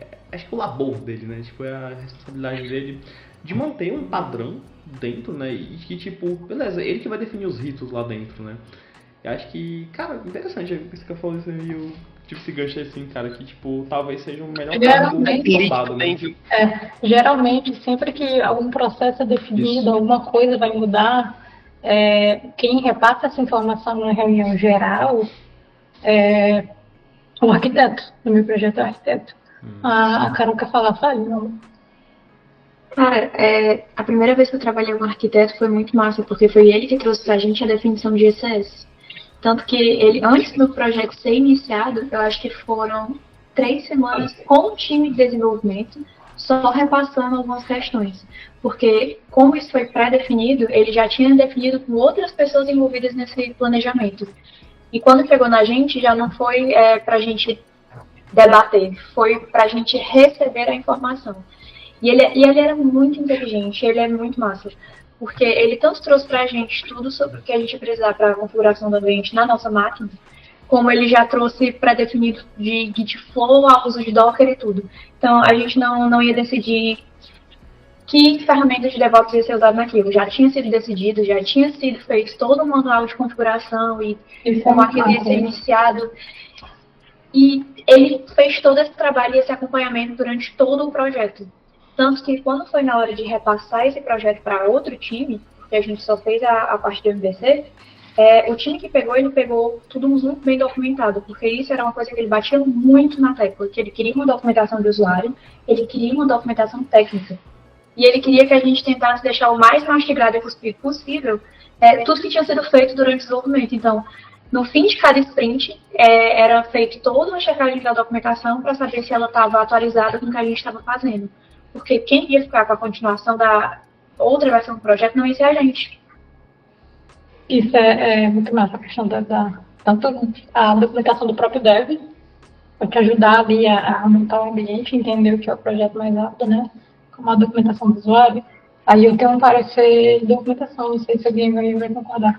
Eu acho muito chato fazer documentação, gente, de verdade. Eu entendo a importância da documentação, eu valorizo, por exemplo, a Petrobras, ela tem muitos sistemas internos que a gente usa nas aplicações, por exemplo. A aplicação que eu trabalho, ela precisa enviar e-mail. Eu não criei um serviço de e-mail que se comunica com o Outlook ou qualquer outra coisa. Existe uma API deles lá, que tem um modelo definido e eles cuidam dessa parte. Né? Muitas ferramentas lá dentro funcionam assim. Oi? Acho que Lotus Notes ainda lá? Não, eles realmente fizeram uma API. Eles realmente, tipo, eles têm vários serviços internos, não faço ideia de como funciona, né? Mas que eles fizeram realmente assim pra gente não conseguir, pra não fazer nada externo, né? Tudo passa por dentro do sistema deles, né? Sim, é bem controlado lá mesmo. Bem controlado. E aí, quando a gente precisa fazer isso, geralmente vai fazer um serviço de e-mail. Geralmente o PO, que é da faculdade, fala: vê com o arquiteto se a gente já tem alguma coisa, não fala, então vamos reinventar a roda. E o arquiteto fala: tem sim, ó, bum, linkzão lá. Meu amigo, se eu olho aquela documentação, a documentação não me fala nada, eu vou ter que ficar procurando alguém que já mexeu com aquilo e que me dê um exemplo de como funciona. Mas se a documentação, como a Cláudia falou, descrita para o usuário ou para o desenvolvedor, a gente consegue desenrolar ali sozinho e tudo, né? Eu detesto fazer documentação, mas eu entendo a sua importância. Mas assim, pensa no negócio assim que me dá. É meio que uma parte. Me dá um card de novo, não me peça pra documentar, não. Tem muito projeto que tem documentação humana, né? É uma pessoa a documentação. Normalmente você é a documentação tá onde ou quem é a documentação, né? Aí você vai procurar uma pessoa. Fala com o fã que foi ele que fez isso aí, ou ele que vai saber, sabe? O desenvolvimento é ancestral, você tem que consultar a pessoa na oralidade, né, cara? É o oráculo, né? Velho, trabalhar com documentação humana é com certeza uma experiência e um trauma. Eu trabalhei em um projeto que eu lembro que quando eu entrei, a pessoa já tinha pedido demissão, aqui estava na sustentação dele, e aí eu perguntei, tipo, mas quem que sabe isso aqui, essa regra de negócio? Não, quem sabe é fulano. Tá, e cadê fulano? Não, fulano saiu tem 6 meses. Tá, e depois dele, quem sabe isso aqui? Não, a gente tá vendo se contrata ele como PJ pra ficar aqui um tempo ensinando ele Ok, então, pra quem a gente tira essa dúvida? Não tira, a gente vai dar um jeito aqui. E como é que a gente vai dar um jeito sem fulano? E é engraçado que muitas das vezes essa pessoa que é a documentação humana não é uma pessoa que gosta muito de ajudar. É impressionante. É verdade. Olha, o projeto e a empresa. Uma coisa que eu estou falando da questão do arquiteto que define, né? O arquiteto da Petrobras, alguns deles, não sei todos, mas pelo menos o que está no meu treino, ele é um pouco disso também, apesar de ter a documentação ali, ele é um pouco do tradutor da documentação, porque às vezes o pessoal escreve, mas você lê ali e fica, gente, eu não sei, eu tenho um problema, eu não estou entendendo, sabe? E o cara é que você vai lá e ele, não, esse aqui, sabe aquela pessoa que você pensa assim, meu Deus do céu, quantos anos de vida essa pessoa tem, como é que ela faz tanta coisa? Você pergunta ele, não, mas eu vi, tem um projeto que foi feito não sei aonde, isso aqui eu vou pegar aqui o código e vou te mandar exemplos. Como você tem tanto conhecimento? Sabe, você fica assim, realmente, tipo, admirado como a pessoa guarda tanto conhecimento ao longo dos anos, seja de regra de negócio ou boas práticas, e ele vai lembrar de algum exemplo de um projeto que ele trabalhou. Ele, pega, toma, né? Toma aí, vê se te ajuda. É aquele sentimento, cara, que o pô do Kung Fu Panda sente quando o Hugo vai se embora, né, cara? O Shifu também sente, né, cara? O cara vai lá, que referência, meu Deus. Não, cara. Exatamente isso. O cara simplesmente some, tipo, vai dar um esmaecimento assim no meio do nada e, cara, você fica perdidaço, cara. É muito difícil, cara, lidar com isso aí, velho. Galera, vamos passar pro próximo bloco, então. A gente vai falar agora, basicamente, sobre ferramentas. E, tipo, vamos listar algumas ferramentas aqui e tudo mais, e vamos compartilhar experiências dela. Acredito que falar primeiro de Git, acho que, pelo amor de Deus, acho que aqui é o básico. A gente respira isso aqui toda hora, né? Toda hora a gente tá comitando, fazendo coisas e tudo mais. Eu queria perguntar pra vocês, galera, CLI ou interface? Já começa com um assunto polêmico. Eu acho que você tem que saber usar a linha de comando, porque nem sempre você vai ter a interface para lhe ajudar. Por exemplo, eu sou fã da CLI também, cara. A Carol me expusa, né? E aí, quando ela migrou... Eu fico indignada com isso aí. Quando eu comecei a migrar para a área, a Thalita me ensinava. E aí, eu migrei e eu comecei pelo básico, lógica de programação, Portugal, ok. Quando eu comecei a pegar em desenvolvimento, ela não me falou que existiam facilitadores para o uso de GitHub. Ela me disse que dava para usar somente pelo terminal. E aí a gente teve, acho que mais de 2 semanas de aula para eu aprender a mexer no Git pelo terminal. Ó, agradece ela. E fazendo isso na minha vida inteira. Até o meu primeiro emprego, quando o cara que estava me passando minhas tasks perguntou por que diabos eu estava usando o terminal, quando eu podia usar simplesmente a interface e todas as suas facilitações. E eu olhei para ele e disse, como assim? Eu não Mas, consigo ó, usar a interface do Git. Ó, cara, Não, isso é real. todos os anos que eu estou nessa indústria vital, eu só precisei usar o CLI para fazer cherry pick, porque era um processo muito específico de uma empresa que eu trabalhei, que hoje eu percebo que é uma bosta esse processo. Eles não faziam merge, eles faziam cherry pick dentro da branch principal, cherry entendeu? pick é perigoso. E aí era a coisa que a interface não fazia. Mas tipo, Visual Studio, tá a interface lá bonitinha do GitHub. Nossa, quando dá até problema de conflito, é a coisa mais linda do mundo de se resolver. E o code também não fica atrás. Não, nunca precisei usar um CLI. Olha, entre usar o CLI ou interface, eu vou no que o commit que der certo. O commit que funcionar, o commit que chegou certo no final. Por quê? Porque eu entro naquele problema que a Carol citou. Eu já vi alguns devs desassistidos em que, cara, meu Deus, tu pegava o projeto, cada branch era um ano específico, cara. Nossa, tinha cada coisa que estava sendo feita que tu olhava, meu Deus. E não ou seja, o ponto que eu tô querendo chegar eu, Matheus, obviamente tenho minha preferência também, mas o importante é que chegue ali o commit na forma certa, por causa que tem muita gente em que aprende ali os comandos básicos e beleza, eu sei Git. É isso, vambora. Só que não, o Git tem toda uma cultura, que até a gente já citou várias vezes aqui no decorrer aqui desse podcast, o Git tem toda uma cultura que tem que ser seguida, tem que ser aprendida e tem que ser daquela forma, porque senão vira uma bagunça que só. Eu sei que o Git tem um versionamento excelente por detrás dos panos, mas se a equipe que está usando ali o Git não fizer da forma certa, a quantidade de conflito que vai dar é absurda. Se todo mundo da equipe usa o Gitflow, um exemplo, todo mundo da equipe usa o Gitflow, cara, a quantidade de conflito já começa a diminuir cada vez mais. Né? Tô usando o conflito só como exemplos, né? Mas enfim, então, qual é o melhor para usar? Sinceramente, a forma que tu fizer certa. Tu consegue fazer melhor que via visual. Eu tenho essa opinião, que é importante você saber o CLI ali, porque talvez a interface possa deixar na mão. Eu trabalhei com um cara, porque o meu conhecimento de Git é um conhecimento básico, né? Eu trabalhei com um cara que ele era muito bom, sabe? Tipo assim, às vezes você tá com um problema que, sei lá, de Git, que, sei lá, resolver pela interface realmente é mais difícil. Esqueci até o nomezinho da interface do Git lá. E geralmente a gente fala ele sabe os comandos assim, isso aqui você vai resolver assim, e isso aqui sabe. Ele realmente é aquele cara que está além do básico. Ele tanto sabe a linha do comando, porque se der um pau lá e a interface confundiu, não era o que ele queria, ele faz na mão. Não tá dando certo aqui, não tá, eu faço na mão. Ele vai lá e faz na mão e te explica e assim, o meu conhecimento é basiquinho. Desde já que ele é avançado tanto, como eu falei, deu errado a interface, na mão. Concordo plenamente contigo, até porque a interface é muito cômoda, mas vão ter momentos em que tu não vai ter interface, vai ter que ir no CLI mesmo, vai ter que ir rodando na mão. Claro, tipo, tem um lado bom hoje em dia que tem IAs próprias só pra Git, então esquecer o comando, vai nele, mas você saber de fato ali o CLI, saber usar ele no terminal bonitinho, vai te ajudar muito, tu vai entender muito mais como é que funciona o Git do que de fato usar a interface. É melhor pra você pegar log de erro também. Serve para você analisar um log de erro ali, porque sim, perfeito. Ele é bem melhor do que as interfaces. Tanto o Visual Studio, o Visual Code, geralmente ele não te dá um erro detalhado. Ele pede para tu olhar uma outra janela, que às vezes tu vai dizer, que janela? Que janela é essa que você tá falando?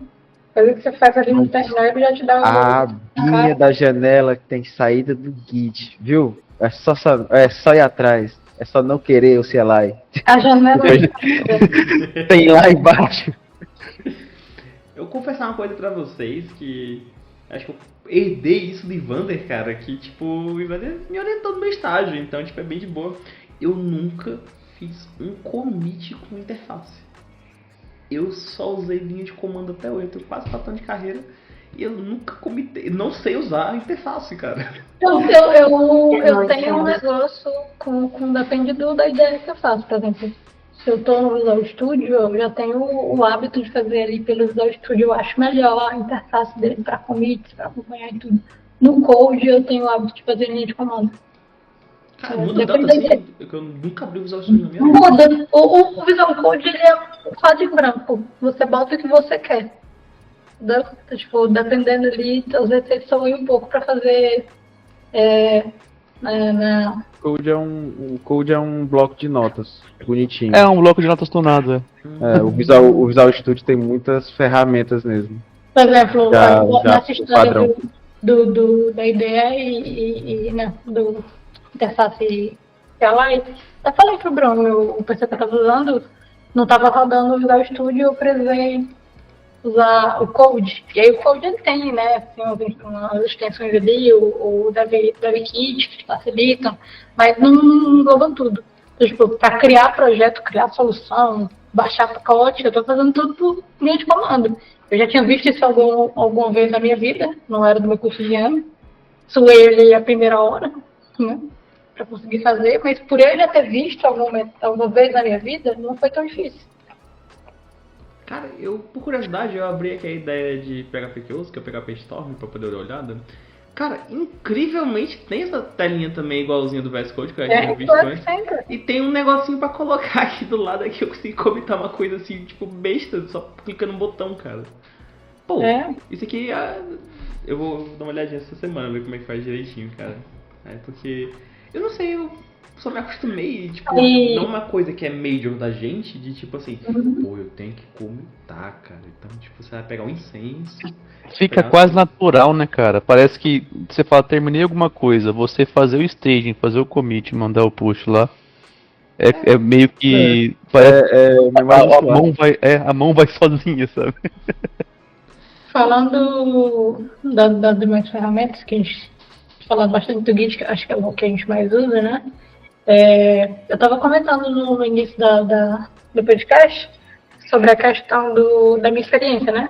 De que minha experiência com processos alguém fez eu vou lá clicar no botão, né? Que a gente tem as ferramentas que eu já vi, né? Além do Gira, além da questão de card, acho que se a pessoa não usa o Gira, ela pode usar o Trello, não lembro o nome, Miro também, né? A pessoa às vezes usa. Mas eu uso o Jenkins, né? Jenkins para deploy ali. Mas da maneira que eu falei, está configurado e aí o controle de mudanças que a gente usa, né? O CI/CD, o Jenkins, né? Vai lá, clica no botãozinho, vai rodar esteira, vai rodar teste, vai cair no ambiente e aí eu decido em qual ambiente eu vou clicar. Que não necessariamente eu quero levar a função que eu estou colocando até a produção. Ela vai fazer a homologação. Então eu vou lá e dou uma home-click. Aplicada em HMG. Aí HMG ficou lá travado. Entendeu? Tudo muito assim. E aí o próprio Jenkins gera a versão do build para mim, gera o artefato ali, né? Se precisar voltar, eu volto lá no artefato que eu quero, a versão anterior, seleciono a versão, seleciono o rebuildar. E aí o mesmo processo. O Jenkins entra no rol de ferramentas de GCS justamente porque ajuda nessa parte de gerenciamento de configurações e de máquinas que a gente faz. Eu acho muito interessante, primeiro, que o Jenkins ele é muito robusto. A gente consegue fazer muita coisa nele, bizarra. E que muitas vezes, assim, para projetos pequenos, é tipo você matar uma formiga com uma bala de canhão. Muitas vezes você vai precisar só do GitHub Actions, ou então Azure Pipelines, né? Ou então do GitLab, eu esqueci, GitLab CI, se não me engano. E que lá no meio do processo a gente vai fazendo, né? E o que eu acho interessante no meio desse negócio de Jenkins, eu queria saber a experiência de vocês com questão a CI/CD. Tipo, o papo de desenvolvedor mesmo, assim, cara, tipo, eu vou falar um pouco da minha experiência, eu fui aprender a mexer com CI/CD só numa empresa pequena. Que desenvolvedor, eu era praticamente um setor de TI inteiro. Eu era front, back, se bobear, quase ia analisar dados, porque os cientistas de dados não faziam um serviço muito bom. E era DevOps. E atendimento ao cliente. Então, É o que eu falei no comecinho, né? Eu não sei se é um padrão de grandes empresas, mas pelo menos aqui eu trabalho, é cada um do seu quadrado. Não, é padrão, sim. Normalmente empresas maiores Cada um realmente do seu têm. quadrado. É muito difícil você entrar na interface do outro ali, de você ter um acesso a um banco específico de produção ou de uma pipeline para você Pra para você você. configurar, você mudar uma variável de ambiente. Isso Não, nem é comigo. Você precisa então, cadastrar uma variável de ambiente, eu tenho que falar com alguém. faz um chamadinho, alguma coisa assim. Às vezes você nem vê a pessoa que está fazendo isso, né? Você abre um Exato. chamado, alguém Galera pega de e faz para banco, você. exatamente. A galera de banco, aí vai precisar subir para produção, a gente tem que escalar um banco lá. Meu trabalho é gerar o DLL do banco e DSV e abrir um chamado. Eu não sei nem quem fez o processo. Isso, é. Mas Só empresa recebe pequena, verificação. empresa pequena, igual o Fares comentou, inclusive a empresa que eu tô hoje, né, que ele tava por aqui também, numa época, o pessoal, a definição de full stack numa empresa pequena é um pouco diferente da empresa grande, sabe? O full stack da empresa grande, normalmente você faz back-end e front-end e alguma outra coisinha e tal. Mas o full stack aqui, inclusive, coordenadores e pessoal daqui fala que o full stack daqui é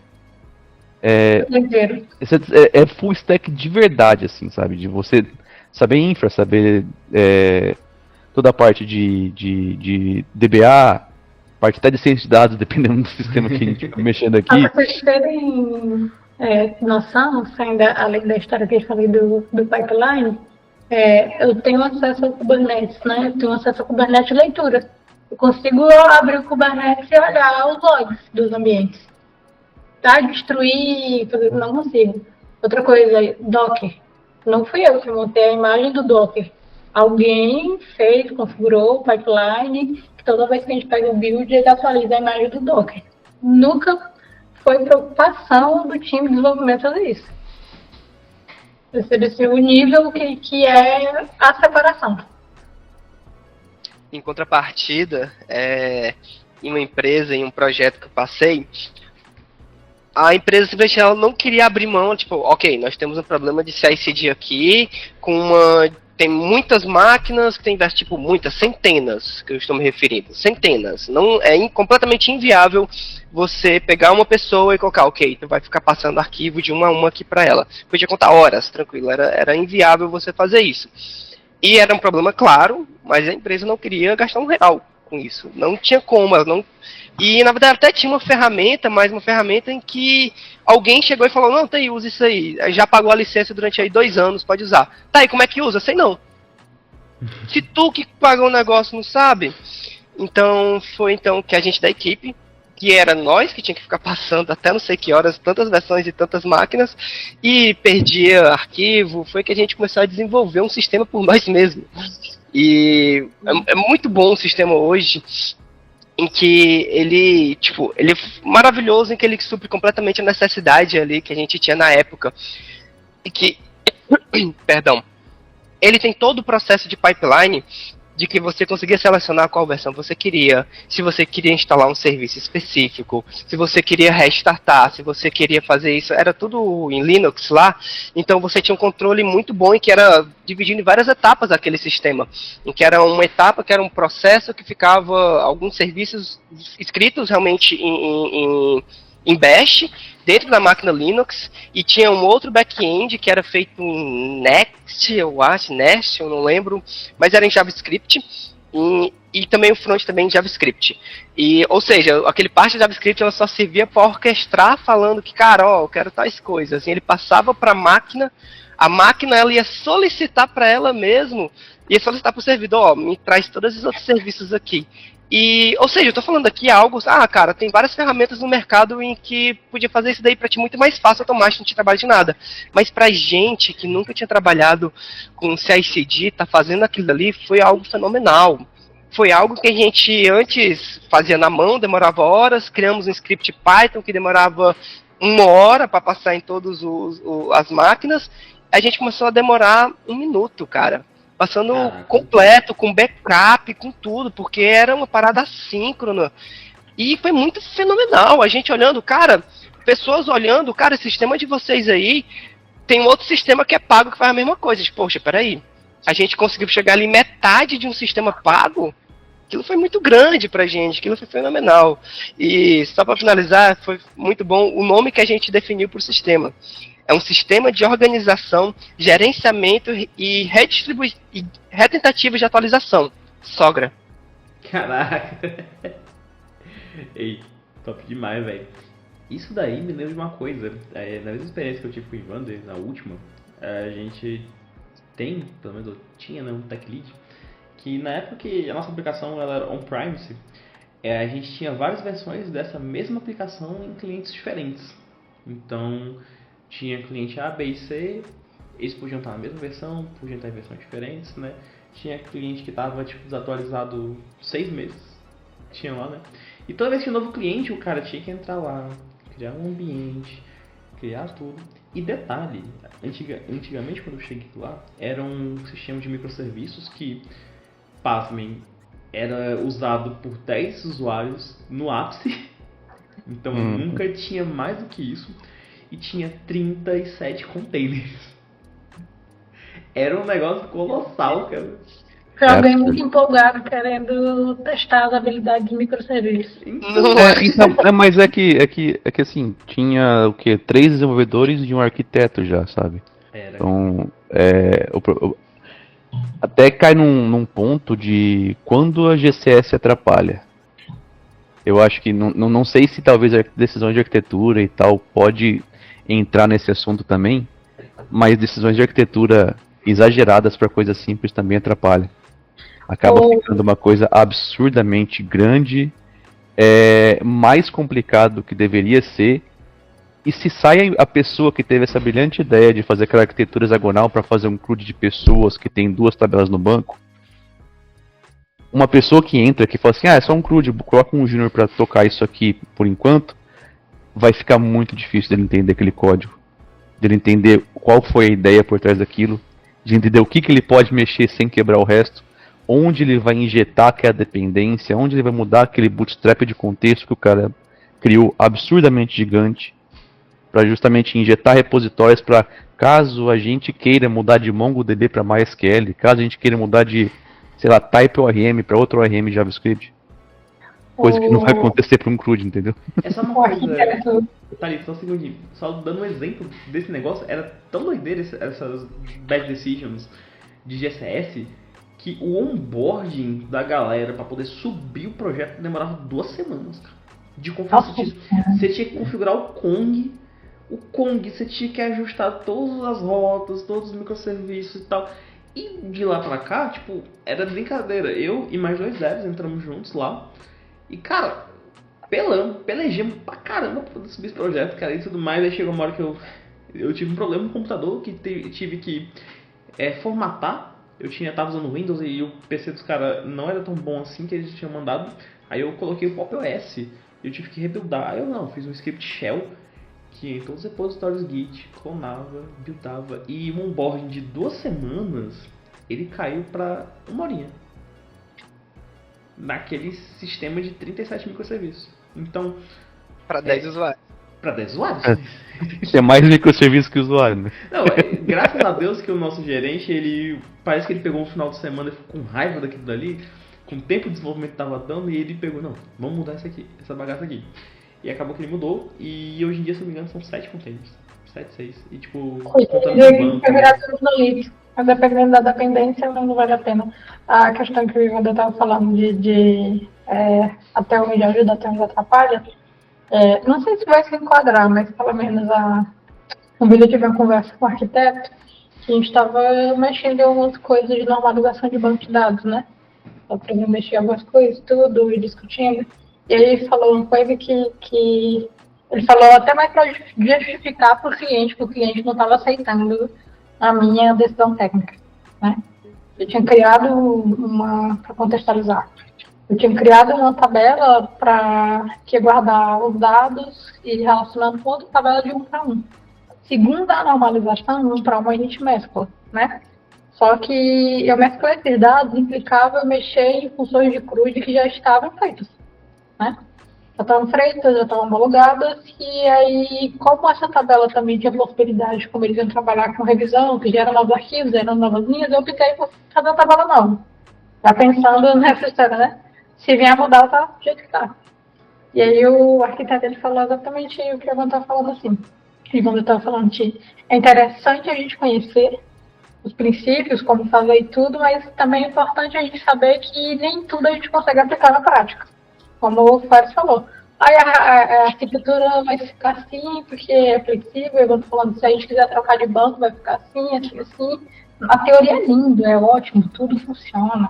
Mas na prática, se vai ficar uma coisa tão complicada, tão inviável, não tem por que você seguir a risca. Né? Linha por linha, cravada em pedra do que diz. Né? E a chance de você fazer algo com over-engineering tão absurdo pra ficar tão bom e tão durável assim, de acabar virando um legado também é muito alta. Porque ninguém vai saber mexer naquilo. Até às vezes quando eu estou desenvolvendo uma função, que eu vejo que eu estou me complicando demais pensando nisso, de eu quero que essa função fique de fato uma manutenção, assim, de isso vai mudar, assim. Aí eu paro e penso, cara, isso é um processo da Petrobras. O pessoal da Petrobras, eles têm um dizer que eles falam que os processos eles ficam em pedra. Tipo, raramente muda, sabe? Sim. E para mudar, você tem que fazer aí sim, uma reunião, sabe, para definir que vai mudar. Eu preciso mesmo disso tudo, estou fazendo essa volta inteira aqui para fazer. Não precisa. Então faz mais simples. Faz uma coisa mais simples que vai funcionar. Obviamente não um código sujo, mas sem tanto roteiro, né? O segredo é nunca chegar naquele ponto que vai chegar um dev e falar assim, gente, vamos reescrever isso do zero. Que eu acho que isso Ou você mesmo quando vai ler isso é a última coisa que um gestor, que um dono de empresa quer ouvir. Não, o dev que chega dizendo isso, a gente só olha e diz, tá, tudo bem. Semana que vem você vê se isso continua, se essa ideia continua. Começa a reescrever aí e semana que vem você vem pra ver se você ainda tem essa energia toda. Teve uma frase que eu ouvi uma vez, em que era assim, eu vou colocar isso aqui para caso um dia a gente precisar, não sei o quê, e vai aumentando aquela complexidade.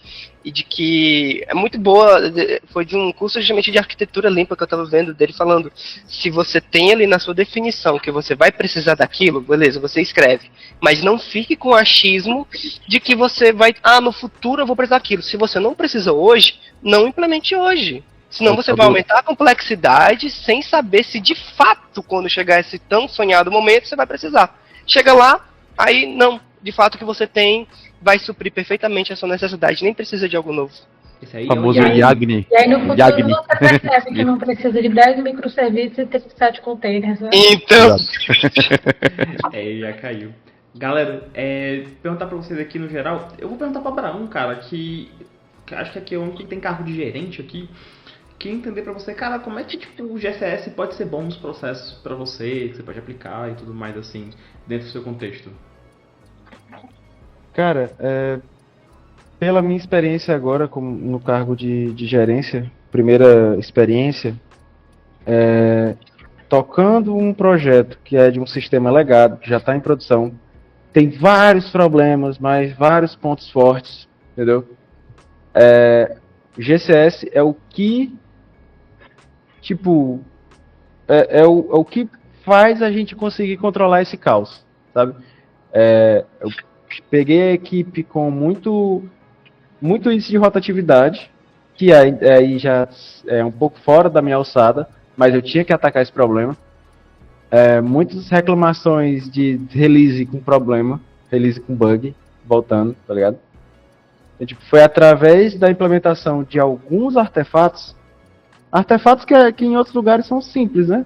Um code review, um git flow, que seja, pra gente entender, pra gente começar a ver assim, ei, tá dando problema, foi o release. Eu poder ter a confiança de dizer, não foi não. Foi não que a gente mexeu nisso aí.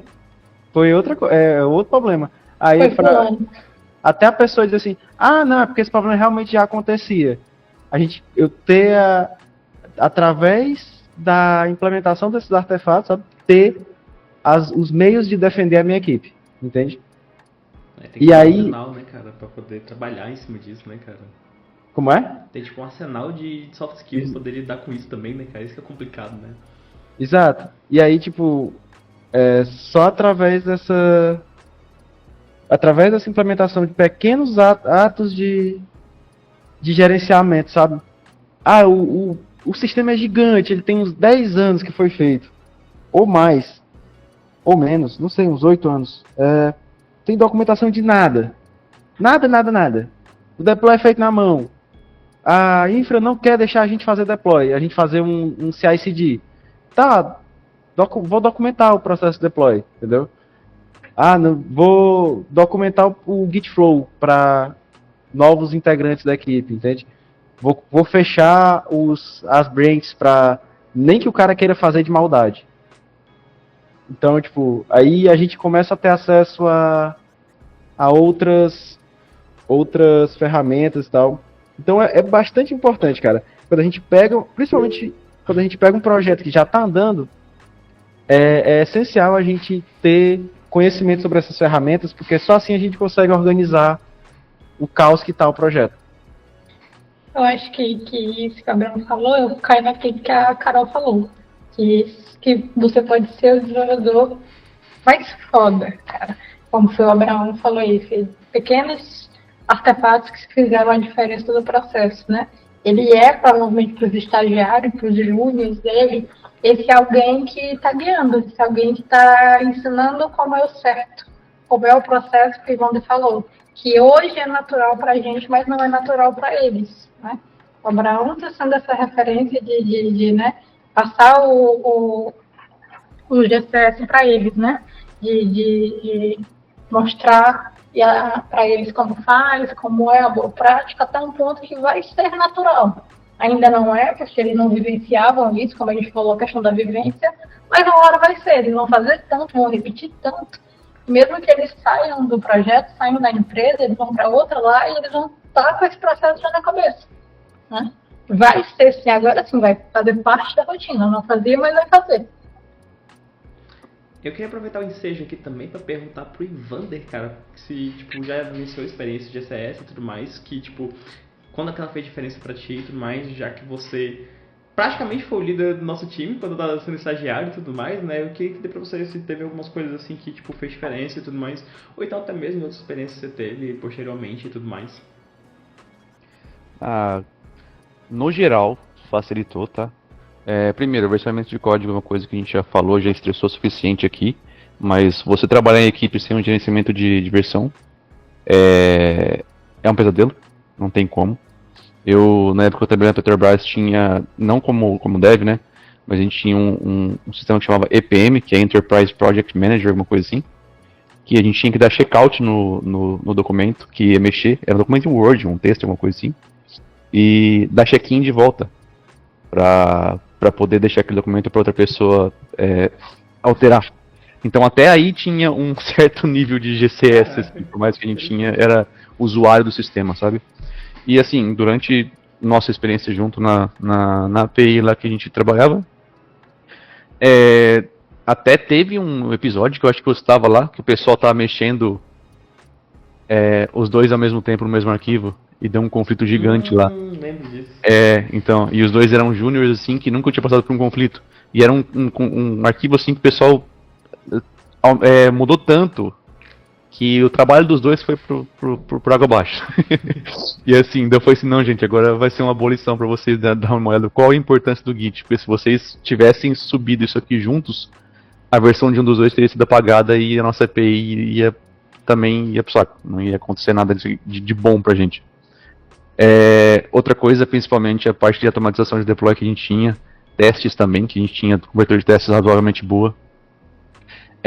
A gente tinha segurança de subir features novas, a gente tinha segurança de mudar uma coisa relativamente grande na API, de colocar recursos completamente novos ou até mudar de 0 a 100 alguma coisa, que tinha teste cobrindo. Tinha a pipeline que rodava os testes e não passava se os testes não passavam também.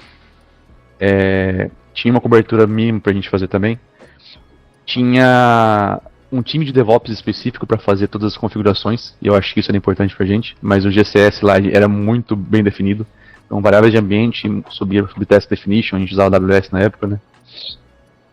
Documentação a gente mantinha bem fina, né? Até porque a gente dependia de mostrar a documentação da nossa aplicação para clientes externos que estavam integrando com a gente. A gente estava transicionando ali milhões de requisições por dia, se você lembra, né? E isso era muito importante, a parte de documentação. Parte de testes, a gente tinha um QA a mais, além dos testes automatizados para testar. Então, assim, nessa experiência que a gente teve junto, o nosso GCS estava até bem consolidado. Aí, um segundo momento que daí eu trabalhei meio que sozinho num projeto, foi o que eu me deparei com uma arquitetura hexagonal gigantesca, literalmente era um CRUD que colocava os dados de uma pessoa em um sistema, ponto final, com um endereço e alguma coisa assim. Então, assim, isso foi uma coisa que talvez decisões de arquitetura, talvez alguém que estava aprendendo sobre arquitetura naquela época falou assim, vou colocar você para alguém animado pra caramba, foi lá e falou assim... O microserviço do Fares aí, alguém animado pra caramba. Alguém animado pra caramba, chegou lá e falou, não, vou fazer isso aqui porque isso aqui é o futuro. É o futuro, Vou fazer isso. Aquilo lá era praticamente um framework proprietário da pessoa. A pessoa fez um framework inteiro da cabeça, colocou lá e foi embora. Aí eu caí de paraquedas lá e quando eu falei pro pessoal da empresa que eu caí naquele projeto, 3 pessoas independentemente falaram a mesma coisa. Vixe. E você fala, vixe, é complicado, velho. Só fala assim, vixe. Eu falo, por quê? Não é complicado, cara. Você vai ver. Não vou falar muito, mas quando eu entrei na Grendene agora, todo mundo que sabia o projeto que eu ia trabalhar falou a mesma coisa. Boa sorte. Vixe, boa sorte, vixe, exatamente. E assim, isso é um ponto que era um exemplo de over-engineering e que também decisões de gerenciamento que são insuficientes, ou seja, a gente não está aplicando uma pipeline bem definida, a gente não está usando pelo menos um Docker para poder deixar um ambiente controlado de desenvolvimento e tal. É ruim? Sim, é ruim. Mas a gente está aplicando configurações demais, que a gente trava demais a nossa arquitetura e não deixa graus de liberdade o suficiente para poder se evoluir de uma maneira mais saudável, também atrapalha. Então, assim, durante essas experiências... E hoje eu tô num ponto, tô até numa empresa agora, que ela tem um certo equilíbrio do jeito que está hoje. Ela está, de certa forma, saudável. Faltam algumas coisas, sim. Mas está de certa forma bem equilibrada quanto a isso. Então, assim, eu tive, não sei se a sorte e o azar. Grau de liberdade é uma coisa que a matemática não sai, né, cara? Não tem como. Eu tive a sorte e o azar de passar por lugares que a GCS me ajudou muito. E lugares que eu não posso, talvez, nem chamar de gerenciamento de configuração, porque aquilo não era um gerenciamento, era simplesmente decisões de configuração no HDD, né, no Hype Driven Development. Tipo, a pessoa tá lá no hype. Tá lá no hype absurdo e vou desenvolver. Mas no geral, cara, eu acho que é uma coisa muito importante ter esse equilíbrio, sabe? Da mesma forma que a arquitetura em excesso vai atrapalhar, da mesma forma que a quantidade de microserviços para fazer isso vai atrapalhar. Vou fazer um cadastro de pessoas, microserviço separado de outra coisa. Dá uma maneirada também, sabe? Mas as decisões na medida é fundamental. E tem aquela palavrinha que a gente sempre usa na nossa área, que o pessoal que entra não gosta muito, mas depois se acostuma, que tudo depende, né? Sim. Isso aqui é desse jeito ou daquele? Cara, depende. Quanto tempo você vai fazer o CRUD? Depende. Depende. Então, fazer as decisões, você tem que tomar as decisões pensando já que você provavelmente vai se arrepender delas, ou elas podem estar certas agora, mas vão ficar erradas depois. Ela pode ser a melhor decisão de hoje, que ela vai estar obsoleta daqui a 3 meses. Então ela não é escrita em pedra. Então o GCS é uma coisa que vem para trazer talvez um conforto pra gente. E aquilo que a gente comentou antes também sobre testes, ou sobre uma estruturação padrão no início do projeto, a GCS é praticamente um investimento, na minha opinião. Um investimento que você vai investir um pouco de tempo no começo de um projeto. Você vai colocar ali um tempinho para fazer uns testes, para você automatizar uma pipeline, para você documentar bem. E por que é um investimento? Porque a economia de agora, essas 10, 15, 20, 40 horas que seja que você está economizando agora, elas vão ser cobradas 10, 15, 20, 100 vezes daqui para frente. Você pode ter certeza que se você subir alguma coisa com gerenciamento ruim, uma configuração fraca, daqui 6 meses, 1 ano, que você precisar mudar alguma coisa que é crucial, que é core do sistema, vai ter 4 ou 5 pessoas tremendo de medo para poder fazer essa release. A gente teve um exemplo muito bom disso aqui, Wander, rapidinho, que foi da Carol. A Carol comentou que, tipo, que no estágio dela ela teve contato com o GCS a primeira vez lá, tipo, o arquiteto veio explicar pra ela e, tipo, que isso trouxe uma adesão maior no onboarding dela, né, Carol?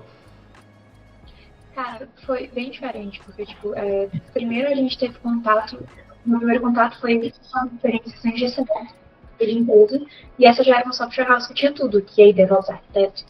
E aí, a primeira coisa que ele disse pra gente foi, eu imagino que poucos de vocês sabem o que é GCS.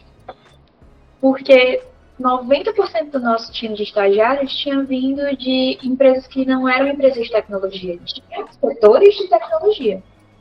E aí, ele tentou familiarizar isso primeiro. Então, O programa tá falhando. vou fechar a porta. E aí, ele tentou familiarizar a gente com isso. E foi quando a gente teve nosso primeiro contato. E a primeira coisa que ele bateu na tecla foi versionamento, rastreamento, documentação. Então, ele sempre dizia, tipo, eu quero commits semânticos, coisas que eu, por exemplo, não tinha hábito de ter um commit semântico. Eu fazia, sei lá, um commit com Deus sabe quantos arquivos, e eu colocava, eu criei uma página nova. E excluí o coitado por dentro. Então, pode falar, filho. ter o primeiro contato com o GCS trouxe assim, uma qualidade inimaginável na organização dos meus projetos. Foi uma coisa que eu não esperei. Eu, sinceramente, primeiro, não sabia se isso ia realmente fazer diferença no decorrer do desenvolvimento. Acho que um pouco de todos nós, pela minha experiência, pensou um pouco desse jeito. Só que conforme a gente foi desenvolvendo, a gente percebeu que era mais fácil fazer algumas coisas pela forma como ele tinha organizado esse processo. Então, a gente não teve problema nem para fazer testes, porque estava tudo tão bem assim, definido, tudo tão bem anotado e organizado, que a gente já tinha quase que um passo a passo e uma ordem para fazer as coisas. E quando foi para entregar o MVC do projeto, foi assim, uma experiência completamente nova para mim. Eu tive correção de PRs, que era uma coisa que eu não tinha, por exemplo. E aí, toda vez que a gente subia, ele colocava vários comentários no nosso código. E nem sempre era um comentário, nunca teve comentários tipo, esse código está uma porcaria. Mas era mais tipo, olha, esse trecho tem soluções melhores. Tipo, dá uma pensada aqui, dá pra tu fazer uma coisa melhor, ele dá, sei lá, uma pista. Que a ideia realmente era que fosse treinamento pra gente. Porque o nosso primeiro projeto foi um treinamento para que a gente entendesse o GCS na prática, alinhado ao desenvolvimento.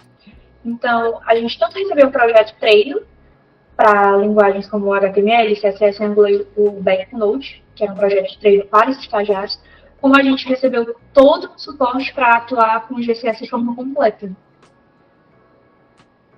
É interessante.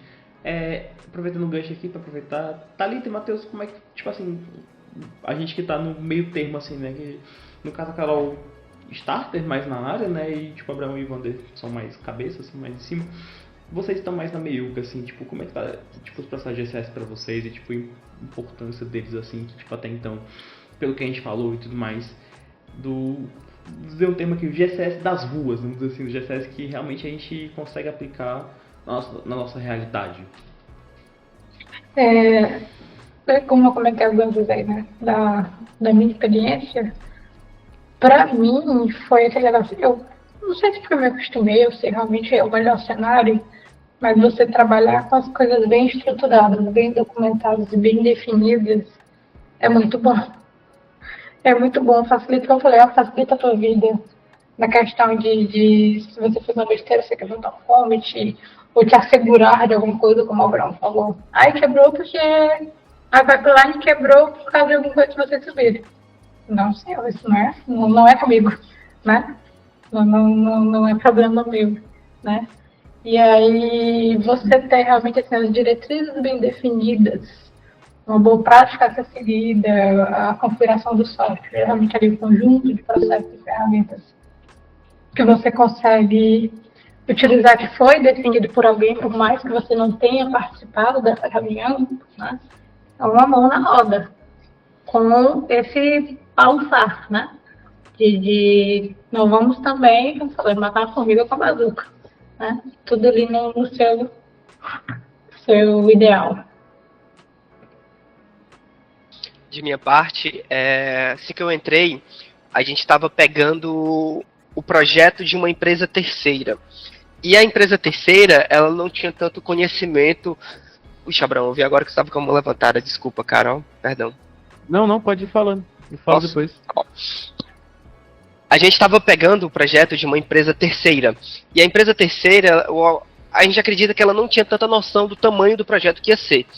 Então, ela fez o projeto esperando, sei lá, um CRUD e foi começando a fazer vários puxadinhos.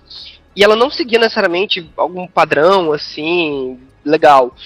E, então, a gente acabou perdurando muito dessa forma como ela fazia durante muito tempo.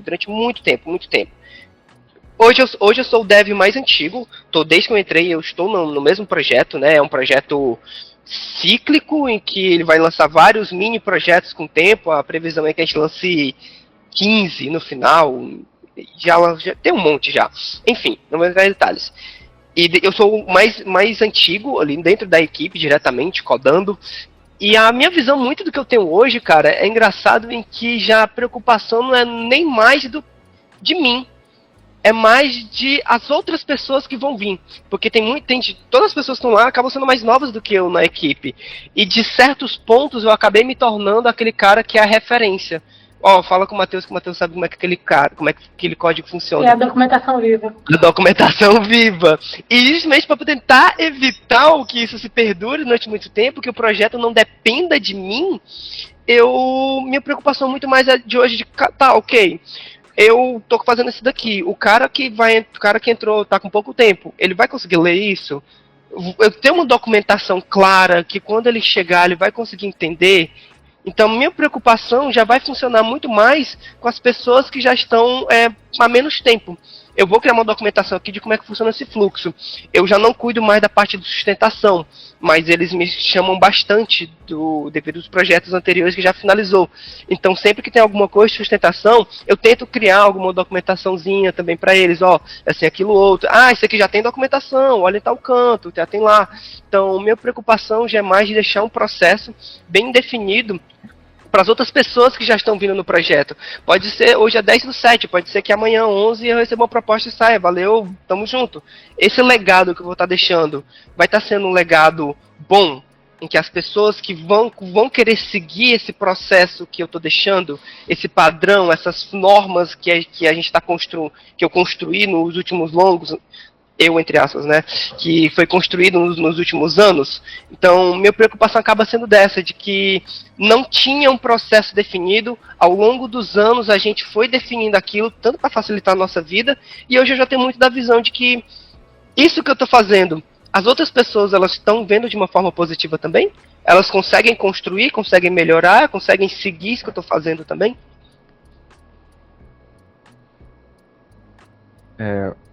Que eu ia comentar, cara, era até dá para usar isso que o Matheus falou na posição de liderança. O que a gente tem que ter em mente, se eu vi num curso da Rocket City, inclusive, isso impregnou na minha mente, é que o líder, a função da liderança é criar outras lideranças. Então, tipo, eu não tenho que ter coisas que só eu sei fazer. Entendeu? Então, qualquer processo que eu tô fazendo, eu fico, cara, quem mais sabe fazer isso aqui? Quem mais da equipe sabe fazer? Ninguém? Então eu tenho que documentar. Se eu não documentar, é mesmo que nada. Porque o que o Matheus falou, qualquer momento pode aparecer uma oferta irrecusável, entendeu? E eu só vazar. E aí o projeto cai num limbo de novo, entendeu? E reforçando a questão de ter a documentação do que é feito, saber as regras do que está sendo alterado, com os ambos artefatos, pode estar, como é que eu posso dizer, a proteção que a equipe precisa, entendeu? Tipo, aconteceu uma situação alguns meses atrás que um deploy cotidiano deu um erro. A gente, ok, só um erro. Beleza, eu voltei. Aí corrigiu, voltou, ok, o erro sumiu. Aí do nada, 5 horas depois, o mundo se acabou. O Caraca. sistema pegou fogo. E aí a gente ficou tipo, cara. Aí disse, não, o que foi que o estagiário fez? Eu com toda a tranquilidade do mundo, o estagiário não fez nada, o estagiário não mexeu nisso. Isso aí não tem nada a ver com o que o estagiário fez. Coitado no estagiário. E a gente e no outro dia, isso foi, para vocês terem ideia, deu problema 9 horas da noite, eu fiquei olhando até meia-noite. Meia-noite, demos assim por vencido o problema venceu, e ficou marcado de 7h30, eu tinha que estar lá na fábrica para continuar resolvendo o problema. A gente foi resolver o problema 8 horas da noite do outro dia. Jesus amado. E o que foi descoberto depois, isso foi alguns meses atrás, as pessoas tacando pau no estagiário, porque ele dizendo que foi ele, que o estagiário hoje em dia nem tá mais na equipe, que ele saiu antes de descobrirem e tal. Sei lá, semana passada, atrasada, descobriram casualmente, porque um cara lá da operação encucou e queria descobrir que tinha um supervisor pedindo alterações esdrúxulas pro cara da TI lá do setor, assim, vai poder ter um setor da TI, tem o setor do centro de distribuição, que é o sistema que eu trabalho. E aí um supervisor lá emocionado tava pedindo pro cara da TI fazer alterações que ele não sabia. E o cara bagunçou o banco de dados todinho. Ah, então o cara, tipo, subia alterações do banco de dados que vocês usavam e, tipo, meio que quebrou O tudo. cara saiu porque tem muito parâmetro em banco. Ah. E devia ser tabela. Nem devia ser tabela, devia ser só parâmetro mesmo, né? Aí, essa Variável de ambiente. segurança, que a gente está falando, a segurança, acho que faz parte aí da configuração do software, como tu falou, né? Ambientes bloqueados. Por que você precisa mexer em inserção em HMG? HMG até vai, dependendo do que você usa, né? Mas em produção. Sim. Não, Tipo, você tem acesso de leitura. por que tem uma tela no sistema que mexe nessa tabela se essa tabela é uma regra de negócio? É uma regra fixa. Tipo assim, não existe, digamos, por exemplo, não existe um mundo em que uma empilhadeira tem que ir buscar um pallet que não tá lá. O pallet sempre tem que descer antes da empilhadeira e buscar. Entendeu? Então, não era para ser alterado. Isso, aí, como me disseram, isso provavelmente foi uma decisão que antes era certa, mas foi ficando errada. Até estourar na mão do besta. Se o cara rodar um tweet ali também sem querer, imagina, se o cara Exato. pode rodar query, caraca, mano, que doideira. Isso aí foi a presença de documentação, nesse caso, num escopo menor. Documentação e registro, né? Presença de rituais. Assegurou de que o nosso não estaria na reta, da maneira mais técnica possível. Ao mesmo tempo que a falta dela, ou a falta de processos mais rígidos, deixou que fizessem isso no sistema. Caraca, mano. Coitado do estagiário, né, cara? Não, apanhou. O estagiário. Quente, né, cara? O meu estagiário dava muito baile e muito pleno aí, tá? Ixi, mano. Fiquei com vergonha agora. E galera, vamos chegando ao fim do nosso podcast aqui. Depois de, desenrolar muito papo interessante, a gente chegou com uns insights legais que eu acho que, apesar de que existe toda uma teoria em volta da GCS e tudo mais, dos ritos que a gente faz, a gente sabe que realmente eles não são tão aplicados assim no mercado, né? Mas que a gente aproveitar o positivo do GCS é muito benéfico pra gente, né? Então, a parte principalmente de rastreabilidade, estabilidade, que são benefícios que a gente acaba colhendo usando, por exemplo, um Git direitinho, um Terraform bem feito, né? Pra gente poder ajustar o nosso ambiente em cloud e tudo mais. Tudo isso gera um impacto pra gente que é positivo, desde realmente redução de custos, até mesmo parte de capital humano, quando a gente fala na questão de onboarding, né? Tipo, pessoas que tiveram experiência positiva graças a coisas de GCS que a gente acaba usando no nosso dia a dia, né? Eu queria muito agradecer você que está ouvindo isso aqui até esse momento, você ouvinte aqui desse podcast, eu fico muito feliz que você ouviu até aqui. Queria também agradecer aos convidados, todo mundo aqui, ao Ivan, ao Abraão, a Carol, a Thalita e o Matheus, meu xará. E, gente, muito obrigado e até a próxima. Muito obrigado, pessoal. Valeu! Valeu, Boa noite. tchau, tchau.